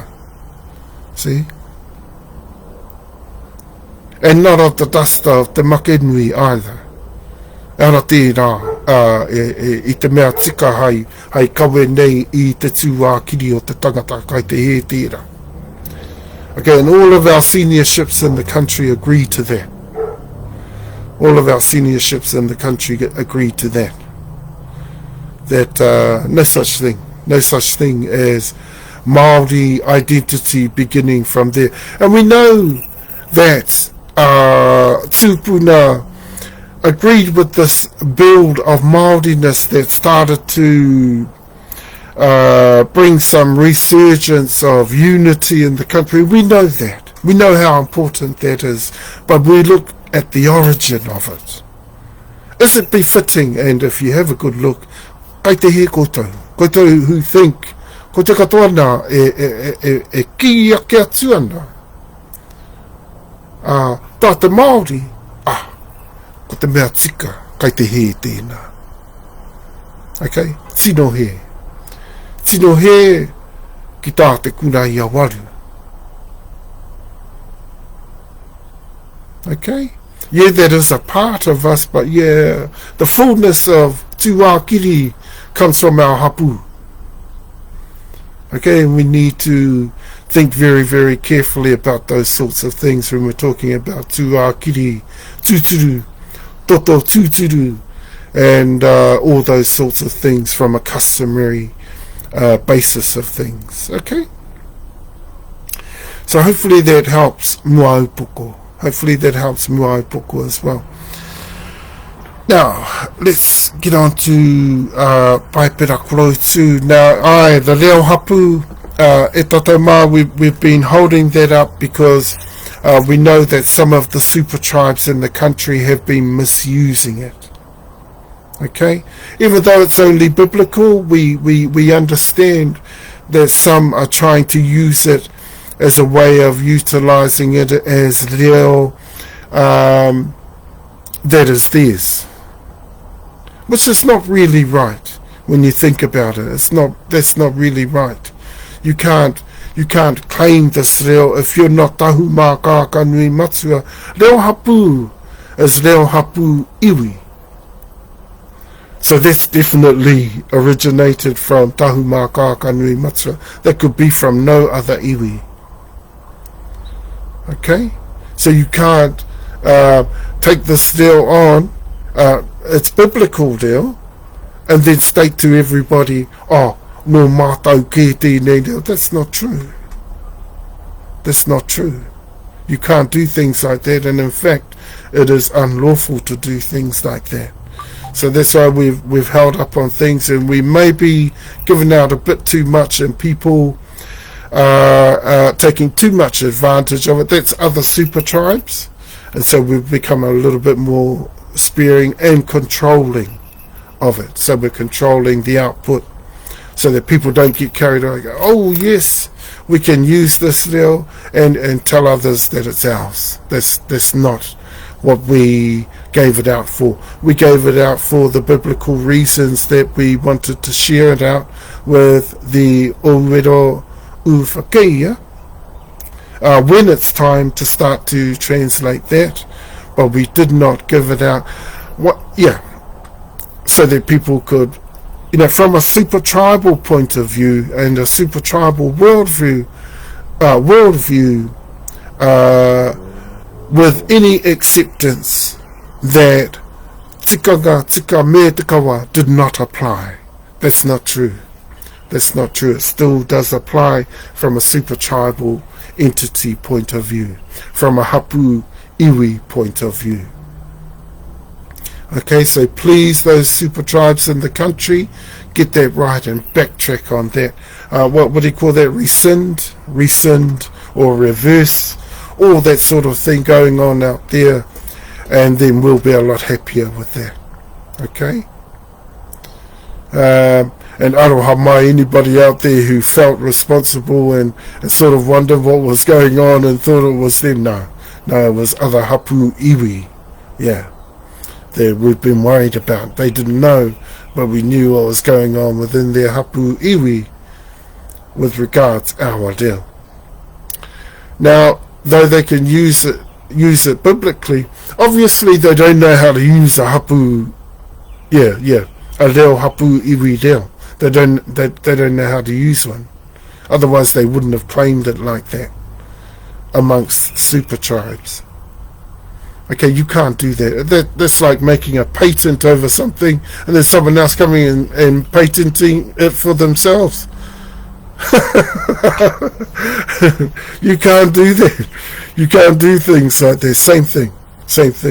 And that happens to be one of the sort of the laws that we use to enhance our laws.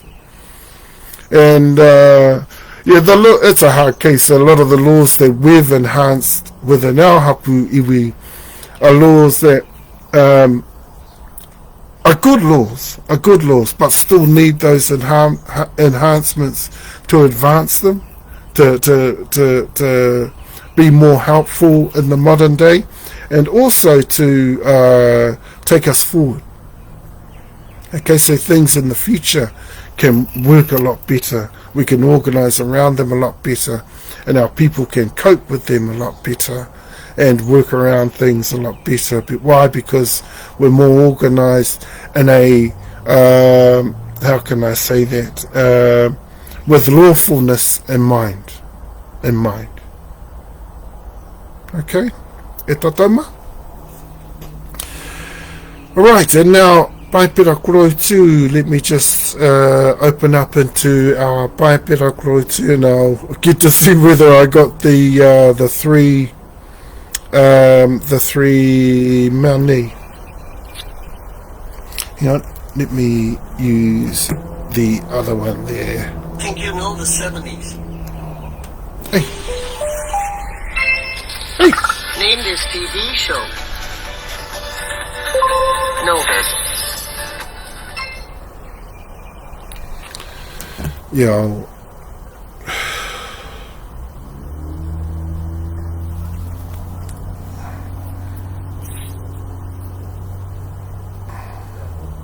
Okay.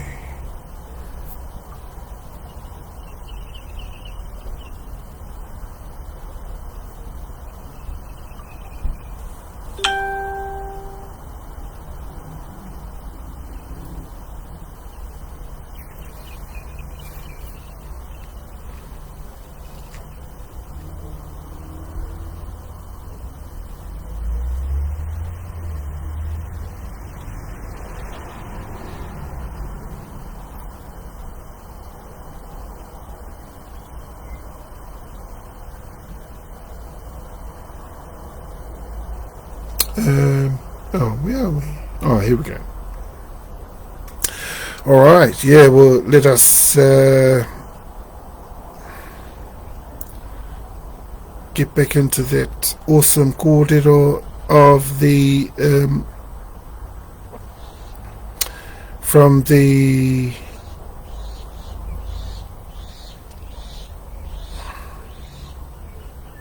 five tools for spiritual growth.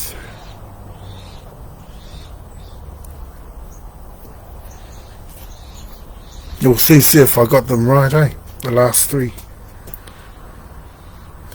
And oh yeah, here we go. It was already ready for me,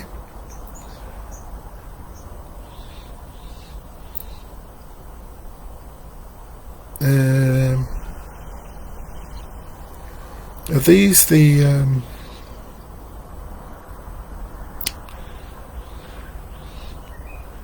yeah, and these are the last three that they utilized within the Bible in order to bring us God's word, you know. So in order to bring us the Lord's word, and using these literary devices just makes it so clear. There's another thing. I mean, I go into study soon, probably by closer to August, September of this year. I go into Hebrew study of biblical Hebrew. Now, I know for a fact already, because I've done a little bit of one-on-one on Hebrew, and I'm still doing a lot of learning. I'm going to do a lot more work with Hebrew. Before, I sort of had refreshers before I went on, before I go on to do a biblical Hebrew course. Now, that'll help me to be able to translate straight from the Hebrew. And the understanding you have from that, and then they give you the biblical Greek, and that'll help me to understand that as well. Okay, so there's something else I've still yet to do. So we've got a fair while yet before we start on PaeperaKoroutu. PaeperaKoroutu is probably 18 months away. About a year and a half away. Also, let's see how we go. We may even end up starting earlier than that. I might get through my biblical Hebrew course a lot better than I think, you know. But the understandings of the original words of the PaeperaKoroutu, when you have that, you have some amazing insights. Another way of obtaining those insights is understanding the literary forms and literary devices. But there's nothing like already understanding the biblical Hebrew. Like before, a lot of the translations from throughout the world made their translations exactly what the Bible said. Now, we're trying our hardest to be as literal as we possibly can. Which is, like I say, which is where every translation should be at. And PaeperaTapu, it quite disgustingly is way off the mark. Way off the mark. I find it hard to accept that, maybe it was even an error that was put into, the online, how they put the PaeperaTapu online. Perhaps it was an error that they said translated straight from the Hebrew text. That couldn't be possible. That couldn't be possible. Because that lil in that Bible is disgustingly out of sorts. It couldn't be possible. So, here we are. We've come up to the simile and the metaphor of page 124 of the 5 tools for spiritual growth. Introducing a new concept by connecting it to a more familiar concept. This is what we're talking about when we talk about simile and metaphor. And I think I'm right. And a bit more down the way, a couple of pages away, is wordplay. And that would make our third one, and that would wrap up all the literary devices and literary forms in there. And the reason we wanted to touch on these is, A, for you to be able to seek for yourself absolute clarity of the scriptures. The clarity, an absolute clarity for yourself, that you feel comfortable that you've got the best out of the clarity that you can get. Okay? And That's why I'm seeking the Hebrew biblical scriptures and the Greek biblical scriptures as well. Why? Because, if I'm going to be heading two translations. One, because we wanted to bring the Reo Hapu to the world, of Tahumaakaakanuimatua to the world. Now, the biblical Reo Hapu. Why? Because it's more relative, it's more associated with building a relationship with the Lord. Okay, and that's what we want to do. When we take up the Lord's word, when we take up reading and learning the Lord's word, that's what we want to do. We want to build a relationship. Well, that's the right Reo for it, Reo Hapu. You build bonds, relationships, and a strength and bond and unity that could only be one built. I mean, if it's built on the Lord and built on the Lord's word, that it could only be built on the greatest foundation ever, the most solid foundation ever. Okay, and that's where the focus is. That's where our view of things needs to be, if we really want to do the best job that we want to do for this translation. If our views and the views of many, let's not forget, we sought a lot of northern Ngāpuhi people, their views on the Paepera, because on the PaeperaTapu, because when we read it, we went, whoa.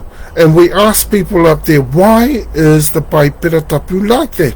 It's disgusting. They say, yeah, we know that. And we said, why is it like that? And we said, why did a lot of Ngāpuhi even claim that? And they said, well, because they don't know. And we laughed at that.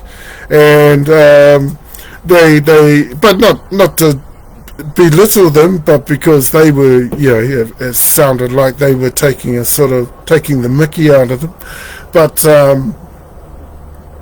so that's a bit of a hard case, Ngāpuhi doing that to Ngāpuhi. And but the simple fact of the matter is that the reo was a mess, and we had that understanding. And you know what they told me? Because the missionaries had written that. And it wasn't, Tutura or anybody from the north that actually translated that. And control was in the Crown's hands. That is the element of why the reo in that. I mean, because,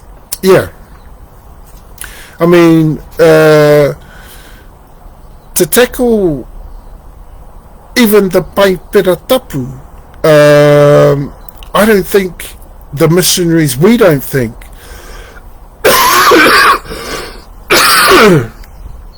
that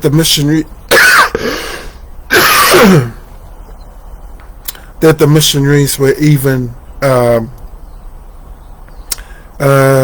possessed with the reo to be able to do that justice. Okay, but they're a lot better than the reo that's in there. We know that. I mean, if they wrote Hefakaputanga along with Williams and Henry Williams, Tamā, and they put together Te Tiriti with those same people, then etama, they had to be able to write a better version of PaeperaTapu. Okay, so we think this has been done purposely, and we think it's been done under the Crown control. This PaeperaTapu thing that's come out. So, alright, but let's carry on. E tatama, page 124, simile and metaphor, introducing a new concept by connecting it to a more familiar concept, similes and or metaphors. Often the easiest way to explain a concept is by linking it to another. The two main ways to do this are through similes and metaphors.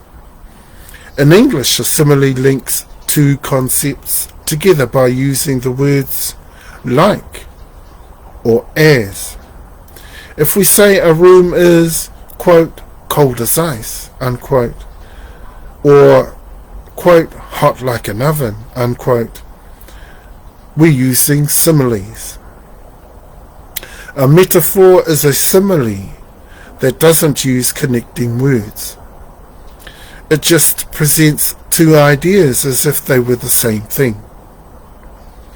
If we say the room, I might quote, the room wasn't, where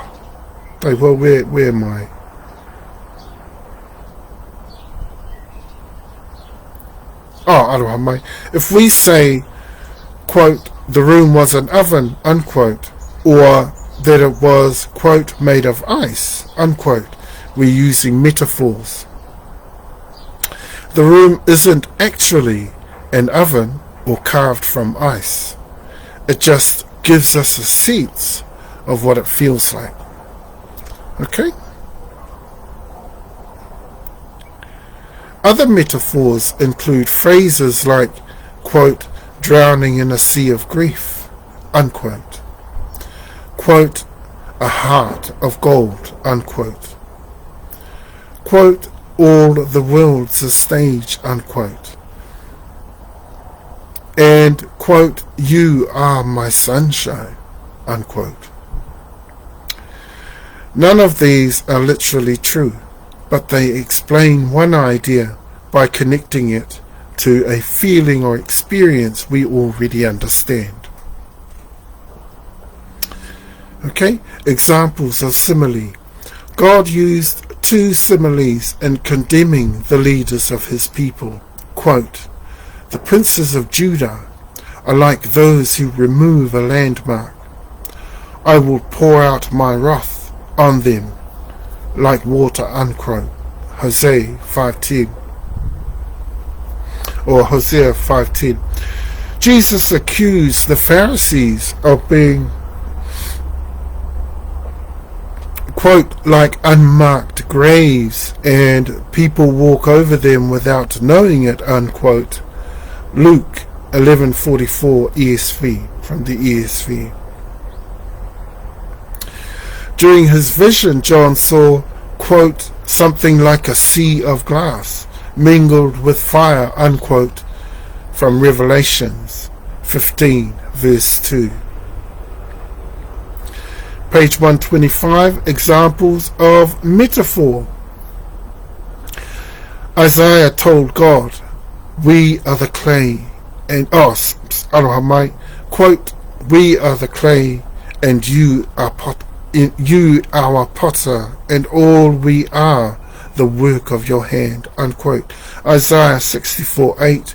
Compare Romans 9 verse 20 and 21, verses 20 and 21.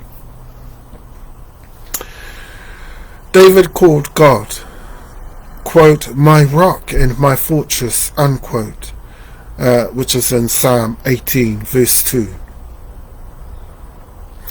Jesus said to his disciples, quote, I am the vine, you are the branches, unquote, which comes from John 15 verse 5. Okay, and that's all on metaphors and similes. It's quite easy to understand that, but really, really useful to know, and to know how to establish within reo. A lot of these, the literary forms and literary devices, hugely are where a lot of the errors are in the Bible. Major ones. That's where you find the major ones. Why?